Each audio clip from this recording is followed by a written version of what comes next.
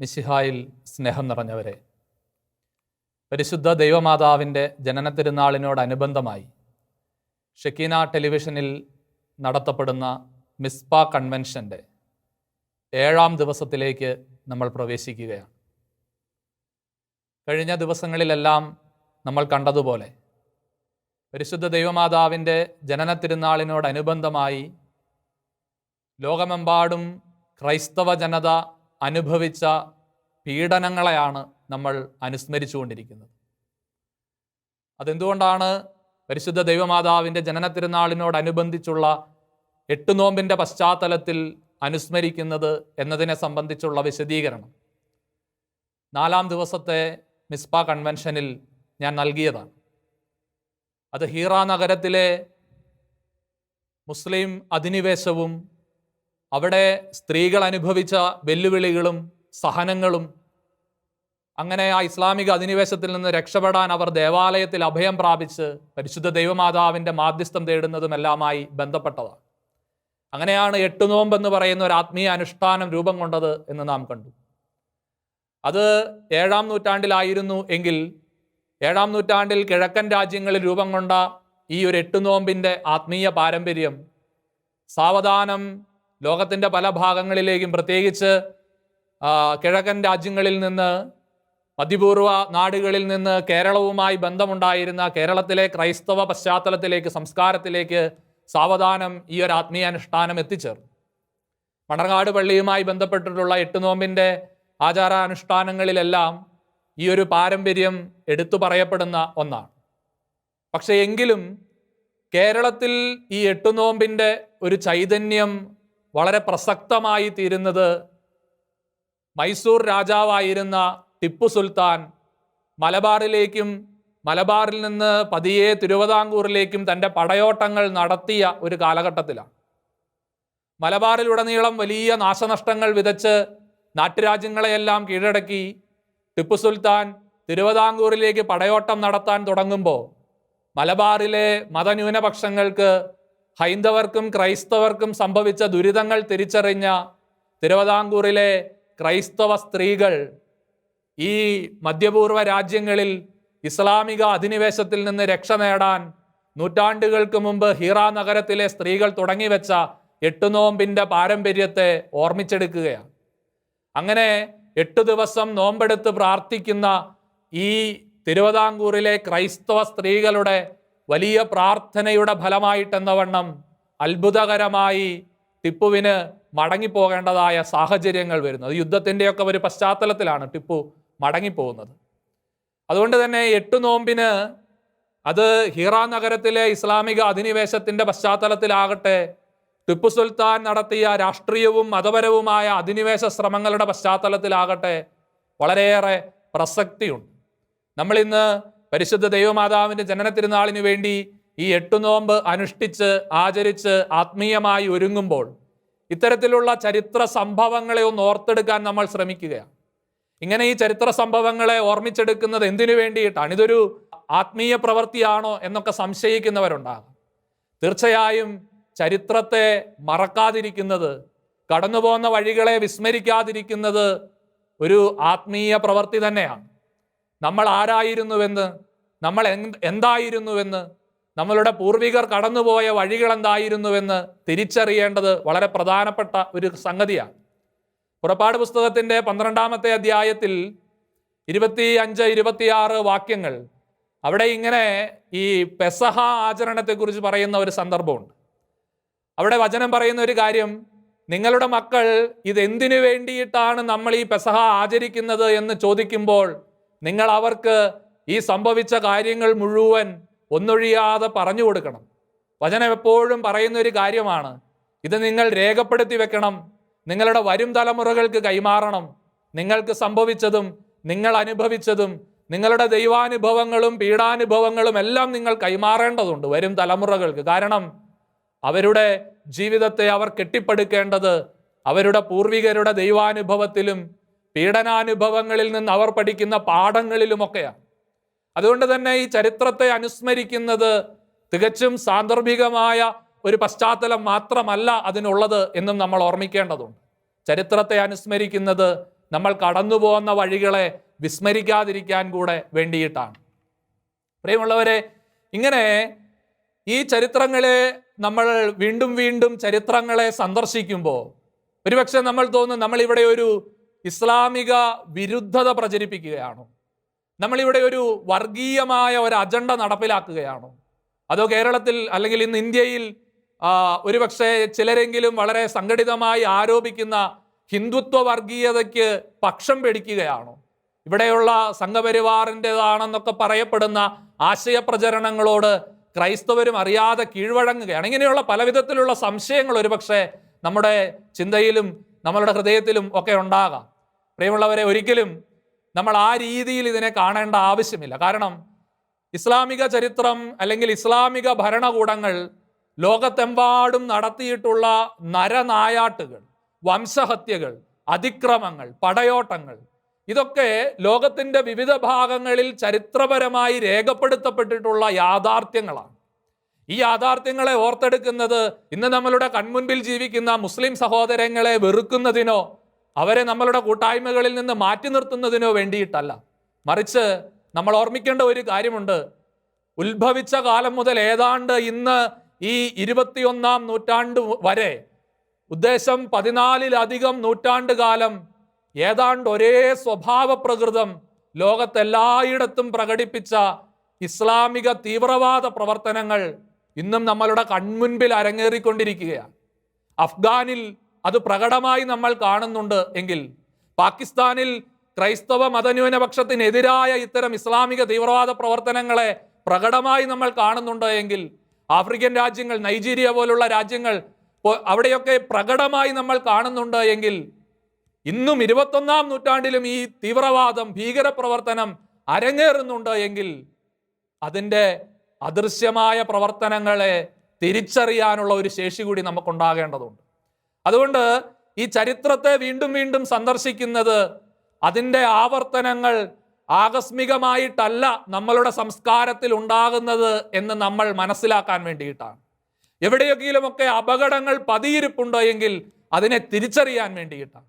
അപകടകരമായ സന്ദർഭങ്ങളിലേക്ക് അറിയാതെ ചെന്നുപെട്ട് ജീവനും ജീവിതവും ഒരുപക്ഷെ സാമുദായികമായ ഒരു മൈത്രിയും കൂട്ടായ്മയും സമുദായത്തിൻ്റെ അസ്തിത്വം തന്നെയും ബലികഴിക്കപ്പെടാതിരിക്കാൻ വേണ്ടിയിട്ടാണ്. അതുകൊണ്ട് ഇതൊരു മുൻകരുതലിൻ്റെ, ഒരു മുന്നൊരുക്കത്തിൻ്റെ ഭാഗം മാത്രമാണ് എന്ന് നമ്മൾ തിരിച്ചറിയണം. ഇതാരെയും വെറുക്കാനും ആരെയും അകറ്റി നിർത്താനും വേണ്ടിയിട്ടുള്ള ചരിത്രത്തിൻ്റെ അയവിറക്കലല്ല, മറിച്ച് ചരിത്രം മറക്കാതിരിക്കാനും ചരിത്രം പഠിപ്പിക്കുന്ന പാഠങ്ങൾ തിരിച്ചറിഞ്ഞ് വിവേകത്തോടുകൂടി മുമ്പോട്ട് പോകാനും, അത് ക്രൈസ്തവ സമുദായത്തെ മാത്രമല്ല പൊതുസമൂഹത്തെ കൂടി അതിനുവേണ്ടി സജ്ജമാക്കാനും വേണ്ടിയുള്ളതാണ് എന്ന് നമ്മൾ തിരിച്ചറിയണം. അതുകൊണ്ട് മിസ്ബാ കൺവെൻഷൻ ക്രൈസ്തവ ജനസമൂഹങ്ങൾ വിവിധ നൂറ്റാണ്ടുകളിൽ ഇസ്ലാമിക ഭരണകൂടങ്ങളുടെ കീഴിൽ അനുഭവിച്ച പീഡനങ്ങളെ ഓർത്തെടുക്കുമ്പോൾ, അത് ഭാരതത്തിലായാലും കേരളത്തിലായാലും അത് ഭാരതത്തിന് പുറത്തുള്ള വിവിധ രാജ്യങ്ങളിലായാലും, അർമേനിയൻ ജനോസൈഡ് നമ്മൾ കണ്ടതാണ്, അങ്ങനെയുള്ള വിവിധ നാടുകളിലായാലും ക്രൈസ്തവ വിശ്വാസം പൂവിട്ട് വളർന്ന, അത് വളർന്നു വ്യാപിച്ച മിഡിൽ ഈസ്റ്റേൺ രാജ്യങ്ങളിൽ നിന്ന് സമ്പൂർണമായും തുടച്ചു നീക്കപ്പെട്ട സാഹചര്യം ഒക്കെ ഓർത്തെടുത്തുകൊണ്ടായാലും നമ്മൾ ഹൃദയത്തിൽ സൂക്ഷിക്കേണ്ടതായ ഒരു വസ്തുത, ഇതെല്ലാം നമ്മൾ അനുസ്മരിക്കുന്നത് ഇത്തരത്തിൽ ഒരു മുന്നൊരുക്കമായിട്ടാണ്. നമ്മെ തന്നെയും ഒരുപക്ഷെ പൊതുസമൂഹത്തെയും അപകടങ്ങളെ തിരിച്ചറിയാൻ സജ്ജമാക്കുന്നതിന് വേണ്ടി. പരിശുദ്ധ ദൈവമാതാവിൻ്റെ ജനന തിരുനാളിനോടനുബന്ധിച്ചുള്ള 8 നോമ്പിൻ്റെ പശ്ചാത്തലത്തിൽ ഇന്ന് നമ്മൾ സവിശേഷമായി ചിന്തിക്കുന്നത് ആരംഭത്തിൽ സൂചിപ്പിച്ച ടിപ്പു സുൽത്താൻ്റെ പട്ടാള അധിനിവേശ ശ്രമങ്ങളെക്കുറിച്ച് ഒക്കെയാണ്. അത്തരം പട്ടാള പടയോട്ടങ്ങളും അതിനോട് അനുബന്ധമായി നടന്ന മതം മാറ്റ ശ്രമങ്ങളുമൊക്കെയാണ് ഇന്ന് നമ്മൾ വിചിന്തനം ചെയ്യുന്നത്. തീർച്ചയായും ടിപ്പു സുൽത്താൻ്റെ പടയോട്ടങ്ങളുടെ പശ്ചാത്തലത്തിലാണ് 7-ാം നൂറ്റാണ്ടിൽ ഹിറ എന്ന ചെറുപട്ടണത്തിൽ ആരംഭിച്ച ഈ ഒരു ആത്മീയ അനുഷ്ഠാനം കേരളത്തിൽ പോപ്പുലർ ആകുന്നത് എന്ന് നമ്മൾ കാണുകയുണ്ടായി. എന്താണ് ഈ ടിപ്പു സുൽത്താൻ്റെ പടയോട്ടങ്ങളുടെ ഒരു പ്രത്യേകത? ഒരുപക്ഷെ ടിപ്പുവിലേക്ക് എത്തുന്നതിന് മുൻപ് തന്നെ ഒരല്പമാത്രമായ ചരിത്രം ഈ ദക്ഷിണേന്ത്യൻ രാജവംശങ്ങളെക്കുറിച്ച്, പ്രത്യേകിച്ച് കർണാടക കേന്ദ്രീകൃതമായ, ഇന്നത്തെ കർണാടക കേന്ദ്രീകരിച്ചുള്ള രാജവംശങ്ങളെക്കുറിച്ച് നമുക്കുണ്ടാകേണ്ടതുണ്ട്. 14-ാം നൂറ്റാണ്ടിൽ കർണാടകയുടെ ഏതാണ്ട് ഒരു നല്ല ഭാഗം തന്നെ ഭരിച്ചിരുന്ന വിജയനഗര സാമ്രാജ്യം നിലനിന്നിരുന്നു. നമുക്കറിയാവുന്നതാണ്. ഹംപി കേന്ദ്രീകൃതമായി നിലനിന്നിരുന്ന ഒരു വിജയനഗര സാമ്രാജ്യം ഉണ്ടായിരുന്നു.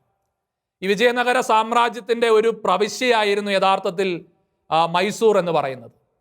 മൈസൂർ കേന്ദ്രമായി ഏതാണ്ട് 16-ാം നൂറ്റാണ്ടോടുകൂടി വോഡയാർ രാജാക്കന്മാരുടെ ഒരു രാജവംശം ഉദയം ചെയ്യുകയാണ്.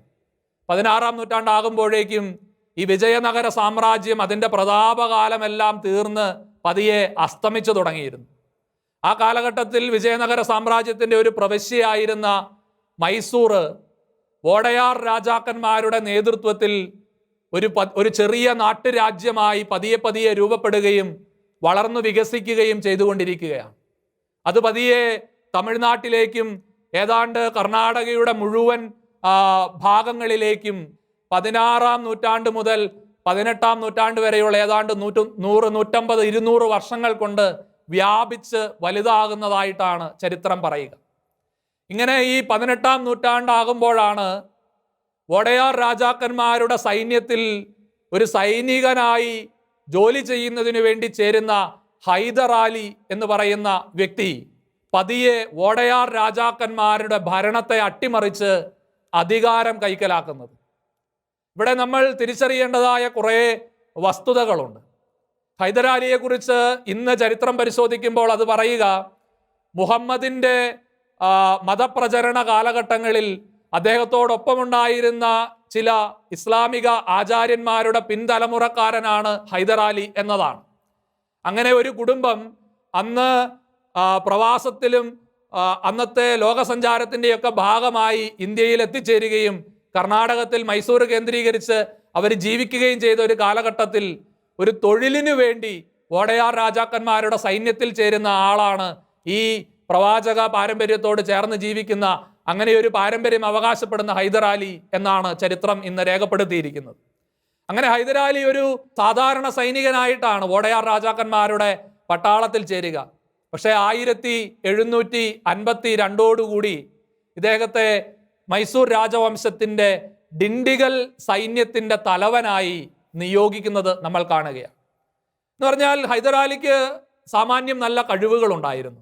അദ്ദേഹത്തിന് പല ഭാഷകളും കേട്ടാൽ മനസ്സിലാകുമായിരുന്നു. എഴുതാനുള്ള അറിവില്ലെങ്കിലും കേട്ട് മനസ്സിലാക്കാനുള്ള ശേഷിയുണ്ടായിരുന്നു. നല്ല ആയുധ പാടവം ഉണ്ടായിരുന്നു. കുശാഗ്രബുദ്ധിയായിരുന്നു ഹൈദരാലി എന്നാണ് നമ്മൾ കാണുക. അങ്ങനെ ഹൈദരാലി ഏതാണ്ട് 1751-52 കാലഘട്ടങ്ങളിൽ ഈ സൈന്യത്തിൻ്റെ തലവനായി തീരുന്ന ഒരു സാഹചര്യം, പതിയെ പതിയെ സൈനികനായി ചേർന്ന് പതിയെ പതിയെ ഉദ്യോഗത്തിൽ ഉയർന്ന് ഒരു സൈനിക വിഭാഗത്തിൻ്റെ തന്നെ തലവനായി തീരുന്ന ഒരു സാഹചര്യമാണ് നമ്മൾ കാണുക. അങ്ങനെ ഹൈദരാലി ഈ സൈന്യത്തിൻ്റെ തലവനായിരിക്കുന്ന സന്ദർഭത്തിലാണ് പട്ടാളക്കാരെ ഒരുമിച്ച് കൂട്ടി വോഡയാർ രാജാക്കന്മാർക്കെതിരെ തിരിഞ്ഞ് വോഡയാർ രാജാക്കന്മാരെ കീഴടക്കി ഭരണം അട്ടിമറിച്ച് മൈസൂർ രാജ്യത്തിൻ്റെ അധികാരം പിടിച്ചെടുക്കുന്നത് 1750-കളിൽ. അതിനെ തുടർന്ന് ഹൈദരാലിയുടെ ഭരണകാലമാണ് പിന്നീട് ഏതാനും വർഷങ്ങൾ. ഹൈദരാലിക്ക് ഒരു മകനുണ്ടാകുന്നു. ഹൈദരാലിയുടെ മകൻ്റെ പേരാണ് ടിപ്പു സുൽത്താൻ. ഹൈദരാലി സുൽത്താനായി ഭരിക്കുന്നു.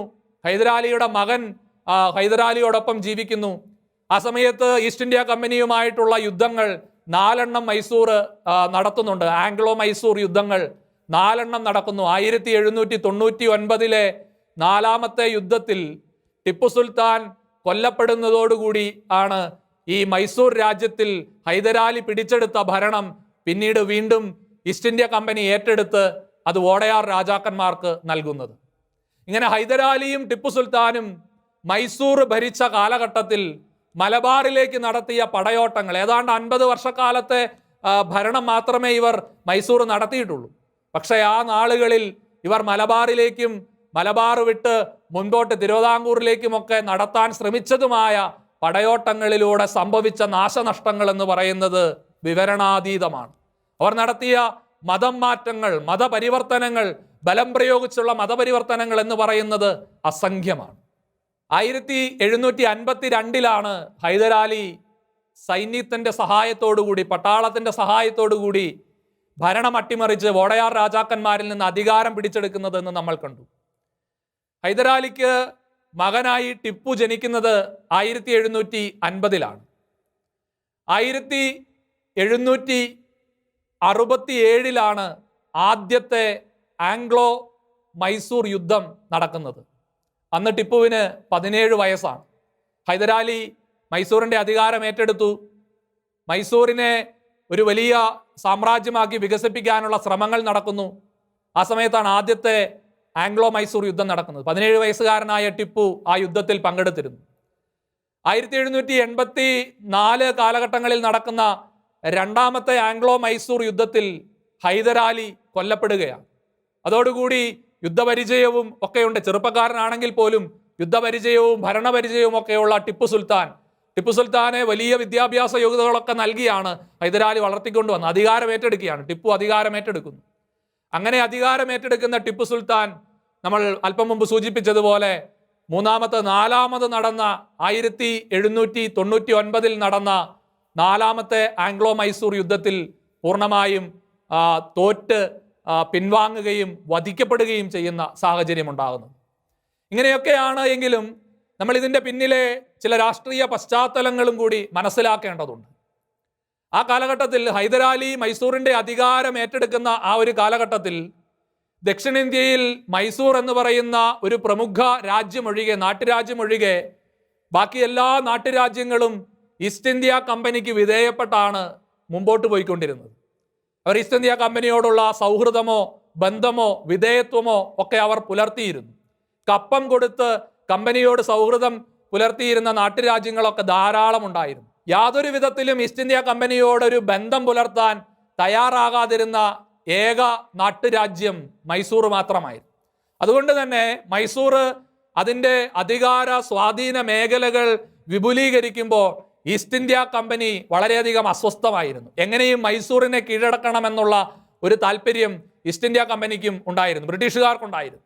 പക്ഷേ ഈ ബ്രിട്ടീഷുകാരെ ഒരിക്കലും രാജ്യത്തിലേക്ക് പ്രവേശിപ്പിക്കാതിരിക്കാനുള്ള എല്ലാ ശ്രമങ്ങളും ഹൈദരാലി നടത്തിക്കൊണ്ടുമിരുന്നു.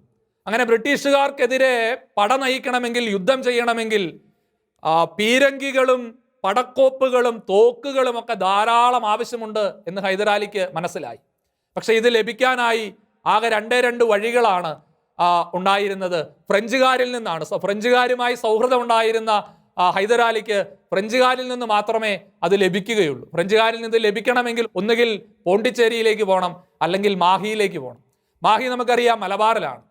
ഈ മാഹിയിലേക്ക് എത്തിച്ചേരാൻ തനിക്ക് ആയുധങ്ങൾ സ്വന്തമാക്കാനും പടയോട്ടങ്ങൾ നടത്താനും ഒക്കെ എളുപ്പത്തിൽ മലബാർ തൻ്റെ കീഴിലേക്ക് കൊണ്ടുവരണമെന്ന ഒരാഗ്രഹം ഈ ബ്രിട്ടീഷുകാരോട് എതിരിടാൻ വേണ്ടി തന്നെ അങ്ങനെ ഒരു ആഗ്രഹം ഈ ഹൈദരാലിയുടെ മനസ്സിലുണ്ടായിരുന്നു. അങ്ങനെ ഹൈദരാലി ആരംഭത്തിൽ ഒരു ശ്രമമൊക്കെ നടത്തുന്നുണ്ട്, ഒരു പടയോട്ടമൊക്കെ നടത്തുന്നുണ്ട്. എങ്കിൽ പോലും പൂർണ്ണമായും മലബാറിലേക്ക് കടന്നു ചെല്ലാൻ ആദ്യത്തെ ശ്രമത്തിൽ ഹൈദരാലിക്ക് സാധിക്കുന്നില്ല എന്ന് നമ്മൾ കാണുന്നുണ്ട്. ഹൈദരാലി തിരിച്ചു പോവുകയാണ്.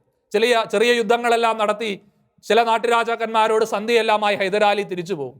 പക്ഷേ ആ സമയത്ത് ഏതാണ്ട് ഹൈദരാലി അധികാരത്തിൽ വരുന്ന സമയത്ത് മലബാറിലെ കോലത്ത് നാടിൻ്റെ ഭാഗമായി കോലത്ത് നാട്ടിലെ രാജാവിൻ്റെ ഒരു മകളെ വിവാഹം കഴിച്ച് അറയ്ക്കൽ രാജവംശം എന്ന് പറയുന്ന ചെറിയൊരു രാജവംശവും ചെറിയൊരു രാജ്യവുമൊക്കെയായി ജീവിച്ചിരുന്ന അറയ്ക്കൽ കൊട്ടാരത്തിലെ ആലി രാജാവ്, അദ്ദേഹത്തിന് മലബാറിൽ മറ്റു ചില സ്വാർത്ഥ താല്പര്യങ്ങളുണ്ടായിരുന്നു. മലബാറിൽ തൻ്റെ അധികാരം വ്യാപിപ്പിക്കുക എന്നുള്ള ഉദ്ദേശത്തോടു കൂടി ആലി രാജാവ് ഇരിക്കുമ്പോഴാണ് മൈസൂരിൽ ഹൈദരാലി അധികാരം പിടിച്ചെടുത്തു എന്ന വാർത്ത ഇദ്ദേഹം അറിയുന്നത്. അങ്ങനെ ആലി രാജാവ് ഹൈദരാലിയുമായി സഖ്യത്തിലാവുകയും ഹൈദരാലിക്ക് ഇവിടെ ലോക്കൽ സപ്പോർട്ട് നൽകാമെന്നുള്ള ഒരു വാഗ്ദാനം കൊടുക്കുകയും ഒക്കെ ചെയ്യുന്നതിൻ്റെ പശ്ചാത്തലത്തിലാണ് രണ്ടാമത് സാമൂതിരിക്കെതിരായും, കോഴിക്കോട് രാജാവായിരുന്ന സാമൂതിരിക്കെതിരായും പാലക്കാട് രാജാക്കന്മാർക്കെതിരായും ഒക്കെ ഇടയിലുള്ള ബ്രിട്ടീഷ് കൊച്ചിയുണ്ട്, ഇങ്ങനെയുള്ള ചെറിയ നാട്ടിൽ ചിറക്കൽ രാജവംശമുണ്ട്, ഇങ്ങനെയുള്ള കോലത്ത് നാടുണ്ട്. ഈ നാട്ടുരാജാക്കന്മാർക്കെല്ലാം എതിരായി പട നയിക്കാൻ ഹൈദരാലിയെ ആലി രാജാവ് കൊണ്ടുവരുന്നത്. അങ്ങനെ ഹൈദരാലിക്ക് മലബാറിൽ പ്രാദേശികമായ സഹായം ആലി രാജാവ് നൽകുമ്പോൾ നമ്മൾ ഓർമ്മിക്കേണ്ട ഒരു കാര്യമുണ്ട്. മലബാറിൽ കോലത്ത് നാട്ടിലെ രാജാവിൻ്റെ പക്കൽ നിന്ന് ലീസിനെടുത്ത സ്ഥലം സ്വന്തം നാട്ടുരാജ്യമാക്കി മാറ്റിയ ആലി രാജാവ് ഇവിടെ തൻ്റെ അധികാരം വ്യാപിപ്പിക്കുന്നതിന് വേണ്ടി സമീപ രാജ്യത്തുള്ള മറ്റൊരു മുസ്ലിം ഭരണാധികാരിയുടെ സഹായം നേടുകയാണ്. ഇങ്ങനെയുള്ള സഖ്യങ്ങൾ ലോകത്തുടനീളം അല്ലെങ്കിൽ ലോകത്തിൻ്റെ വിവിധ ഭാഗങ്ങളിൽ നമുക്ക് കാണാൻ കഴിയും. ഇങ്ങനെയുള്ള സഖ്യങ്ങളിലൂടെയാണ് പതിയെ പതിയെ ഇസ്ലാമിക സാമ്രാജ്യങ്ങൾ ലോകത്തുടനീളം സ്ഥാപിക്കപ്പെട്ടിട്ടുള്ളത് എന്ന് നമ്മൾ തിരിച്ചറിയണം. അത് 18-ാം നൂറ്റാണ്ടിൽ മാത്രമായിട്ട് ഒതുങ്ങി നിൽക്കുന്നില്ല.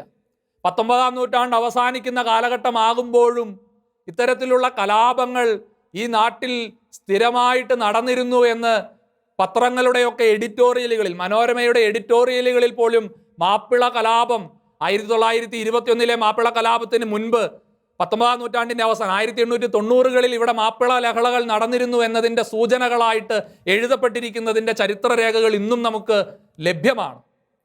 നോക്കുക, മൈസൂരിൽ നിന്ന് ഇങ്ങനെ ആലി രാജാവിൻ്റെ സഹായത്തോടു കൂടി മലബാറിലേക്ക് കടന്നു വരുന്ന ഹൈദരാലി, മൈസൂർ രാജാക്കന്മാർ, സുൽത്താൻമാർ, അവരിവിടെ വന്ന് ഇവിടെയുള്ള നാട്ടുരാജാക്കന്മാരോട് വലിയ രീതിയിലുള്ള കപ്പം, വലിയ സംഖ്യകൾ 12 ലക്ഷവും 2 ലക്ഷവും 15 ലക്ഷവും ആനകളുമൊക്കെയാണ് ഡിമാൻഡ് ചെയ്തത്. ഇവയൊക്കെ തരികയാണെങ്കിൽ ഞങ്ങൾ നിങ്ങളെ ആക്രമിക്കുകയില്ല. മലബാറിലെ ഏറ്റവും പ്രബലമായ ഭരണാധികാരിയായിരുന്ന സാമൂതിരിയൊന്നും ഒരിക്കലും ഇത്തരത്തിൽ മൈസൂറിന് വിധേയപ്പെടാൻ തയ്യാറായില്ല. അങ്ങനെ വലിയ യുദ്ധങ്ങളുണ്ടായി. ഈ യുദ്ധങ്ങളുടെ അവസാനം സാമൂതിരി സ്വയം തീ കൊളുത്തി ആത്മഹത്യ ചെയ്യുകയാണ് ഉണ്ടായത്. മറ്റു നാട്ടുരാജ്യങ്ങൾ മൈസൂറിന് വിധേയമായി കീഴടങ്ങി. ഒരിക്കലും മലബാർ കണ്ടിട്ടില്ലാത്തത്ര വലിയ യുദ്ധങ്ങൾക്ക് ഹൈദരാലിക്ക് ശേഷം ടിപ്പു സുൽത്താന്റെ പടയോട്ടങ്ങൾ മലബാർ സാക്ഷ്യം വഹിക്കുകയാണ്. ഇവരുടെ പടയോട്ടങ്ങളിലൂടെ വലിയ കലാപങ്ങൾക്ക്.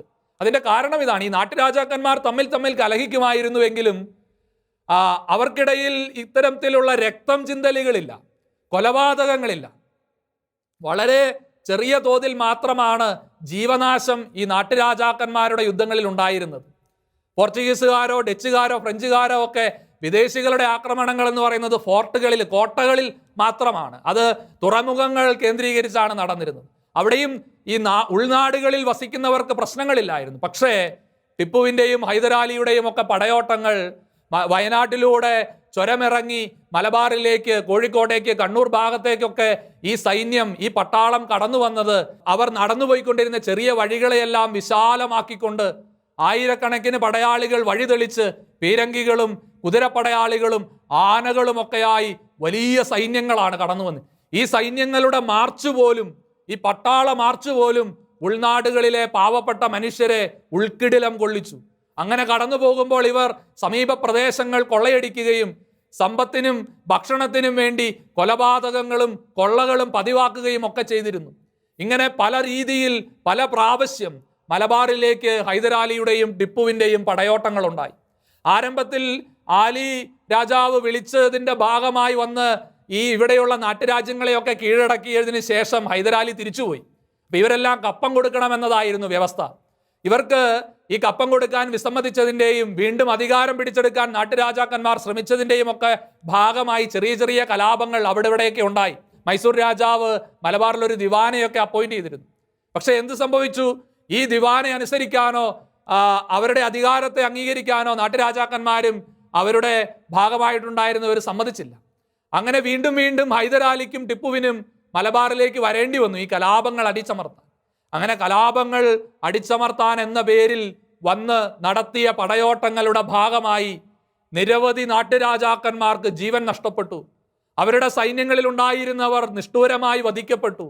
അനവധി ആളുകൾ വളരെ നിഷ്ഠൂരമായ രീതിയിൽ കൊല ചെയ്യപ്പെട്ടു. അതുകൊണ്ട് ഈ ഒരു ചരിത്രത്തെ നമ്മൾ മനസ്സിലാക്കുമ്പോൾ ഇത് ഏതാനും ദശാബ്ദങ്ങളുടെ ഒരു ചരിത്രമാണ്. ഹൈദരാലിയുടെയും ടിപ്പുവിൻ്റെയും പടയോട്ടങ്ങളിലെല്ലാം അവരുടെ ഈ നാടുകൾ കീഴടക്കുക, ഇവിടുത്തെ സമ്പത്ത് കരസ്ഥമാക്കുക, ആ സമ്പത്ത് ഉപയോഗിച്ച് ആയുധങ്ങൾ ഉണ്ടാക്കുക, ബ്രിട്ടീഷുകാരെ എതിരിടുക. ബ്രിട്ടീഷുകാരെ എതിരിടുന്നത് എന്തിനാണ്?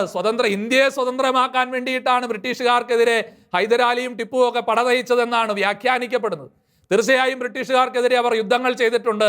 അത് ഇന്ത്യ എന്ന സ്വതന്ത്ര രാജ്യം സ്വപ്നം കണ്ടുകൊണ്ടുള്ളതൊന്നും ആയിരുന്നില്ല. മറിച്ച് അവരുടെ രാജ്യം സുരക്ഷിതമായി കാത്തു സൂക്ഷിക്കാൻ വേണ്ടിയിട്ടായി, അവരുടെ അധികാരം നഷ്ടപ്പെടാതിരിക്കാൻ വേണ്ടിയിട്ടായിരുന്നു. അങ്ങനെ ബ്രിട്ടീഷുകാർക്കെതിരെ ഇവർ യുദ്ധങ്ങൾ നടത്തി. പക്ഷേ ഇവരുടെ ഇത്തരത്തിലുള്ള യുദ്ധങ്ങളിലെല്ലാം തന്നെ ആയുധങ്ങളും പട്ടാളക്കാരുമെല്ലാം ഇവർ സ്വന്തമാക്കിയത് മറ്റ് നാട്ടുരാജ്യങ്ങളെ കീഴടക്കിയും അവരെ കൊള്ളയടിച്ചുമായിരുന്നു എന്നതും നമ്മൾ മറക്കരുത്. അങ്ങനെ മലബാറിലേക്ക് നടത്തിയ പടയോട്ടങ്ങളുടെ ഒരു വലിയ പശ്ചാത്തലം, ചരിത്ര പശ്ചാത്തലം ഇവിടെ നിലനിൽക്കുന്നുണ്ട് എന്ന് നമ്മൾ തിരിച്ചറിയണം. ഹൈദരാലിക്ക് ശേഷം ടിപ്പു സുൽത്താനുമൊക്കെ പടയോട്ടങ്ങൾ നടത്തിയത് ബ്രിട്ടീഷുകാരെ എതിർക്കാൻ വേണ്ടിയായിരുന്നു എന്ന് വ്യാഖ്യാനിക്കുന്നവരുണ്ട്. ചിലപ്പോൾ അവർ പറയും അത് അന്നത്തെ നാട്ടുരാജാക്കന്മാരുടെ ഒരു ശൈലിയായിരുന്നു. സമീപ രാജ്യങ്ങൾ ആക്രമിക്കുക, കീഴടക്കുക, അങ്ങനെ രാജ്യവിസ്തൃതി വ്യാപിപ്പിക്കുക. ഇതൊക്കെ മാത്രമായിരുന്നു ഇത്തരം പടയോട്ടങ്ങളുടെ ഉദ്ദേശ ലക്ഷ്യങ്ങൾ എന്ന് ചിലപ്പോൾ നിഷ്കളങ്ക ഹൃദയരായ മനുഷ്യർ വിശ്വസിക്കാൻ ഇടയുണ്ട്. അവർക്ക് വേണ്ടി ചില തെളിവുകളും സാക്ഷിമൊഴികളും ഒന്ന് നൽകാൻ ആഗ്രഹിക്കുകയാണ്. പഴശ്ശിരാജ ചമയങ്ങളില്ലാതെ എന്ന് പറയുന്ന ഒരു പുസ്തകമുണ്ട്. അതെഴുതുന്നത് മുണ്ടക്കയം ഗോപി എന്ന എഴുത്തുകാരനാണ്. അദ്ദേഹം എഴുതുന്നത് ഇങ്ങനെയാണ്: മൈസൂർ രാജാവിൻ്റെ കീഴിൽ ഡിണ്ടിഗൽ കോട്ടയുടെ നായകനായിരുന്ന ഹൈദരാലി സമൃദ്ധമായ കരുനീക്കങ്ങളിലൂടെ കർണാടകയുടെ അധിപനായി. തുടർന്ന് മകൻ ടിപ്പുവും. നമ്മൾ പറഞ്ഞു വന്ന ചരിത്രം തന്നെയാണ്. ജീവിതാന്ത്യം വരെ പടയോട്ടം നടത്തിയ അപ്പനും മകനും സ്വാഭാവികമായും ഉത്തരാപഥം കീഴ്പ്പെടുത്തി ദക്ഷിണദേശത്തെത്തിയ ഇംഗ്ലീഷുകാരുമായും കൊമ്പുകോർത്തു. ഈസ്റ്റ് ഇന്ത്യ കമ്പനിയോട് തോറ്റും പാതി രാജ്യം നഷ്ടപ്പെട്ടും 3 ആൺമക്കളിൽ 2 പേരെ ജാമ്യക്കാരായി വെള്ളക്കാർക്ക് കാഴ്ചവെച്ചും അപമാനിതനായി കഴിയുകയും ചെയ്യുമ്പോൾ പോലും സ്വന്തം നിറക്കാരും ജനിതകമായി ഒരേ കുടുംബക്കാരുമായ ദ്രാവിഡ സഹോദരന്മാർക്ക് നേരെ പടയെടുക്കാൻ ടിപ്പു മടിച്ചില്ല എന്നാണ് ചരിത്രങ്ങൾ പരിശോധിച്ച ശേഷം പഴശ്ശിരാജ ചമയങ്ങളില്ലാതെ എന്ന ഗ്രന്ഥത്തിൽ ശ്രീ മുണ്ടക്കയം ഗോപി രേഖപ്പെടുത്തി വയ്ക്കുന്നത്. രാഘവ വാര്യരും രാജൻ ഗുരുക്കളും ഇവരെയൊക്കെ കേരള സമൂഹത്തിന് നല്ല പരിചയമുണ്ട്. ചരിത്ര പണ്ഡിതരാണ്. കേരളത്തിൻ്റെ അക്കാദമിക രംഗത്തിന് വലിയ സംഭാവനകൾ ചെയ്തിരിക്കുന്ന ബുദ്ധിജീവികളാണ്. ഇവരിരുവരും ചേർന്ന് എഡിറ്റ് ചെയ്ത കേരള ചരിത്രത്തിൻ്റെ ഒരു 2ാമത്തെ ഭാഗം, കേരള ചരിത്രം എന്ന് പറയുന്ന പുസ്തകത്തിൻ്റെ 2ാം ഭാഗം, അവിടെ ടിപ്പുവിനെ കുറിച്ച് പരാമർശിക്കുന്ന ഒരുപാട് ഭാഗങ്ങളുണ്ട്. അതിൽ ഒരു ചെറിയ ഭാഗം ഇങ്ങനെയാണ്: ഹൈദരാലിക്ക് ശേഷം അധികാരത്തിലേറിയ ടിപ്പു സുൽത്താൻ ശക്തനായ ഒരു ഭരണാധികാരിയായിരുന്നു. കുടിശ്ശിക പിരിക്കാനും നിലവും പറമ്പും അളന്ന് വരുമാനം കണക്കാക്കി നികുതി നിശ്ചയിക്കാനും അദ്ദേഹം ഒരുക്കങ്ങൾ ചെയ്തു. പക്ഷേ പാശ്ചാത്യ വാണിജ്യ കമ്പനികളും നാട്ടുരാജ്യങ്ങളും ടിപ്പുവിൻ്റെ പദ്ധതി തടയും എന്ന് പറയേണ്ടതില്ലല്ലോ. അതുകൊണ്ട് അദ്ദേഹത്തിൻ്റെ വരവ് മലബാർ ചരിത്രത്തിലെ ഏറ്റവും വലിയ പടയോട്ടമായി അനുഭവപ്പെട്ടു. കൊള്ളയും കൊള്ളിവെപ്പും കൂട്ടക്കൊലയും നടന്നു, കൂട്ടത്തിൽ മതം മാറ്റവും. ഈ വാചകങ്ങൾ ശ്രദ്ധിക്കേണ്ടതുണ്ട്. കാരണം പലപ്പോഴും ചരിത്രം എഴുതുന്നവർ ലാഘവ ബുദ്ധിയോടെ തള്ളിക്കളയുകയോ ഏതെങ്കിലും ഒരു ചെറിയ വാചകത്തിലേക്ക് ഒതുക്കുകയോ ചെയ്യുന്ന ചില സന്ദർഭങ്ങൾ, സാഹചര്യങ്ങളാണത്. കൊള്ളയും കൊള്ളിവെപ്പും കൂട്ടക്കൊലയും നടന്നു, കൂട്ടത്തിൽ മതം മാറ്റവും. കേരള ചരിത്രം 2ാം ഭാഗം എന്ന അതേ ഗ്രന്ഥത്തിൻ്റെ മറ്റൊരിടത്ത് ഇങ്ങനെയാണ് രേഖപ്പെടുത്തിയിരിക്കുന്നത്: ടിപ്പുവിന് മുമ്പ് ഹൈദരാലി മലബാറിലെ ജനങ്ങൾക്ക് ചെയ്ത ദ്രോഹങ്ങൾ എന്തെല്ലാമാണെന്ന് ഈസ്റ്റ് ഇന്ത്യ കമ്പനിക്ക് നാട്ടുകാർ 1800 ഫെബ്രുവരി 2 അയച്ച ഒരു കത്തിൽ വിശദമാക്കുന്നുണ്ട്. ടിപ്പുവിൻ്റെ കാലത്തും സമാനമായ സംഭവങ്ങളാണത്രേ ഉണ്ടായത്. പ്രജകളിൽ ക്രിസ്തീയ വംശക്കാരെ സമുദ്രവീതി രാജ്യങ്ങളിൽ വെച്ചേക്കയില്ല എന്നും പറഞ്ഞ് ഗോവയ്ക്കുപുറം കൊടിയാളം വരെ ഉണ്ടായിരുന്ന 70,000 ചില്ലുവാനം കുഞ്ഞിനെയും കുട്ടികളെയും പിടിച്ച് തടവിലിട്ടു. ശ്രീരംഗപട്ടണത്തേക്ക് അയക്കുകയും ചെയ്തു എന്നാണ് എഴുതിയിരിക്കുക. നോക്കൂ, ചരിത്രം രേഖപ്പെടുത്തുന്ന ചരിത്രകാരന്മാർ എത്ര ഗൗരവ ബുദ്ധിയോടെയാണ് ഇത്തരം ചരിത്ര സംഭവങ്ങളെ രേഖപ്പെടുത്തി വെച്ചിരിക്കുന്നത്. ഇത് രാഷ്ട്രീയ താല്പര്യങ്ങളോടെ രേഖപ്പെടുത്തപ്പെട്ട ചരിത്രമാണെന്ന് പറയാൻ കഴിയുമോ? അങ്ങനെയെങ്കിൽ ഇത് ഒരിടത്ത് മാത്രമല്ലേ കാണപ്പെടുകയുള്ളൂ. എത്രയോ ചരിത്ര രേഖകൾ ഈ മൈസൂർ പടയോട്ടവുമായി ബന്ധപ്പെട്ട്, ടിപ്പു സുൽത്താൻ്റെയും ഹൈദരാലിയുടെയും പടയോട്ടങ്ങളുമായി ബന്ധപ്പെട്ട് ഇന്ന് ലഭ്യമാണ്. ശ്രീരംഗപട്ടണത്ത് നിന്ന് പിന്നീട് മോചിക്കപ്പെട്ട ഇത്തരം ക്രൈസ്തവർ, ഇങ്ങനെ ശ്രീരംഗപട്ടണത്തേക്ക് അയക്കപ്പെട്ട ഈ ക്രൈസ്തവർ ഇങ്ങനെ അവിടെ നിന്ന് പിന്നീട് അവർ മോചിക്കപ്പെട്ടപ്പോൾ അവരിൽ ചെറിയൊരു ഭാഗം മാത്രമാണ് പിന്നീട് നാട്ടിലേക്ക് മടങ്ങി വന്നത്. ബാക്കിയുള്ളവർ മൈസൂർ, ശ്രീരംഗപട്ടണം ഭാഗത്ത് ഇസ്ലാമിക വിശ്വാസം സ്വീകരിച്ച് ജീവിക്കുന്നുണ്ട് എന്നുകൂടി നമ്മൾ ഓർമ്മിക്കണം. ഇങ്ങനെ പടയോട്ടങ്ങൾ നടത്തിയ ഈ രാജാക്കന്മാരെ ഇന്ന് പുകഴ്ത്തുകയും അവർ മൂലം ഇവിടെ കടന്നു വന്ന വലിയ സാമൂഹിക പരിഷ്കരണങ്ങളെക്കുറിച്ച് സംസാരിക്കുകയും ഒക്കെ ചെയ്യുന്നവരെ നമ്മൾ കാണാറുണ്ട്. അങ്ങനെ സാമൂഹിക പരിഷ്കർത്താക്കളായിരുന്നു ഇവർ, ജാതി വ്യവസ്ഥയ്ക്കെതിരെ നിയമങ്ങളുണ്ടാക്കിയവരായിരുന്നു ഇവർ എന്നൊക്കെ പറയുമ്പോഴും അവരുടെ ചില കൽപ്പനകളിൽ ഒളിച്ചിരുന്ന മതപരമായ താല്പര്യങ്ങളെ കൂടി നമ്മൾ കണ്ടില്ല എന്ന് നടിക്കാൻ പാടില്ല. അവരുടെ കൽപ്പനകൾ, 2 കൽപ്പനകളെ ഒന്ന് എടുത്തു കാണിക്കാൻ ഞാൻ ആഗ്രഹിക്കുകയാണ്. ഹൈദരാലിയുടെ ഒരു കൽപ്പന ഇങ്ങനെയായിരുന്നു: ഒരു സ്ത്രീ 10 ഭർത്താക്കന്മാരെ വരെ സ്വീകരിക്കുന്നത് ജനങ്ങളുടെ ഇടയിൽ പതിവായിരിക്കുന്നു. നിങ്ങളുടെ സ്ത്രീകളെ ഇത്തരത്തിൽ ജീവിക്കാൻ നിർലജ്ജം നിങ്ങൾ അനുവദിച്ചിരിക്കുന്നു. ഇത്തരത്തിലുള്ള ദുരാചാരങ്ങൾ ത്യജിച്ച് സാധാരണ ആളുകളെ പോലെ ജീവിക്കുവാൻ നാം ഇതിനാൽ ആജ്ഞാപിക്കുന്നു. ഈ ആജ്ഞ അനുസരിക്കാത്ത പക്ഷം നിങ്ങളെല്ലാവരെയും ഇസ്ലാം എന്ന ബഹുമാന പദവി കൊണ്ട് ആദരിക്കുന്നതായിരിക്കും എന്നാണ് രേഖപ്പെടുത്തപ്പെട്ടിരിക്കുന്നത്. ഇത് എഴുതി വെച്ചിരിക്കുന്ന ചരിത്ര പുസ്തകം ഞാൻ റെഫർ ചെയ്തത് ശ്രീ വേലായുധൻ പണിക്കശ്ശേരിയുടെ നളന്ദ തക്ഷശില എന്ന ഗ്രന്ഥമാണ്.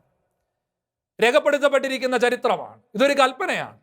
അതായത് നായർ സ്ത്രീകളുടെ ഇവിടുത്തെ ഒരു ജീവിതശൈലി അനുസരിച്ച് അവർ കൂടുതൽ ഭർത്താക്കന്മാരെ സ്വീകരിക്കുന്നത് ഒരു അനാചാരമായി കണ്ട് അതിനെ എതിർക്കുന്നു. തീർച്ചയായും സാമൂഹിക അനാചാരങ്ങളെ രാജാക്കന്മാർ, ഭരണകർത്താക്കൾ എതിർക്കേണ്ടതുണ്ട്. പക്ഷെ അതിന് തയ്യാറാകാത്തവർക്ക് നൽകുന്ന ശിക്ഷ എന്താണ്? അവരെ ഇസ്ലാം എന്ന ബഹുമാന പദവി കൊണ്ട് ആദരിക്കും, അവരെ മതം മാറ്റും എന്നാണ്. അതുകൊണ്ടൊരു ശിക്ഷയായി പോലും മതം മാറ്റത്തെ ഇൻട്രൊഡ്യൂസ് ചെയ്യാൻ ഹൈദരാലിക്കും ടിപ്പു സുൽത്താനും സാധിച്ചിരുന്നു എന്നതാണ് നമ്മൾ തിരിച്ചറിയേണ്ടത്. ലഹരി നിരോധനവുമായി ബന്ധപ്പെട്ട് മറ്റൊരു കൽപ്പനയുണ്ട്. ലഹരി നിരോധനം ഉടനെ നടപ്പിലാക്കണം. എന്തുകൊണ്ടാണ് ഇവിടെ ലഹരി നിരോധിക്കുന്നത്? ലഹരി നിരോധനം അതൊരു മതപരമായ താല്പര്യത്തിന്റെ ഭാഗം കൂടെയാണ് എന്ന് നമ്മൾ മനസ്സിലാക്കേണ്ടതുണ്ട്. ടിപ്പു സുൽത്താനാണ് ലഹരി നിരോധിക്കാൻ കൽപ്പിച്ചത് മലബാറിൽ. ലഹരി നിരോധനം നടപ്പിലാക്കാൻ വിസമ്മതിക്കുന്നവരെ മതപരിവർത്തനം നടത്തുമെന്ന ഭീഷണി തന്നെയാണ് ടിപ്പു സുൽത്താനും ഉപയോഗിച്ചിരുന്നത്.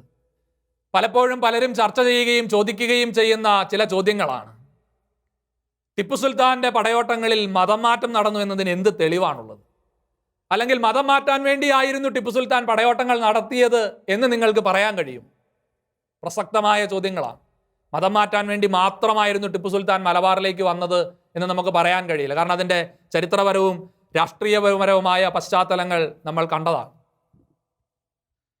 പക്ഷെ തൻ്റെ പടയോട്ടങ്ങൾക്കുള്ളിലൂടെ മതം മാറ്റത്തിൻ്റെ കിരാതമായ നടപടികൾ ഈ രാജാക്കന്മാർ സ്വീകരിച്ചിരുന്നു എന്നത് നിഷേധിക്കാനാവാത്ത സത്യമാണ്.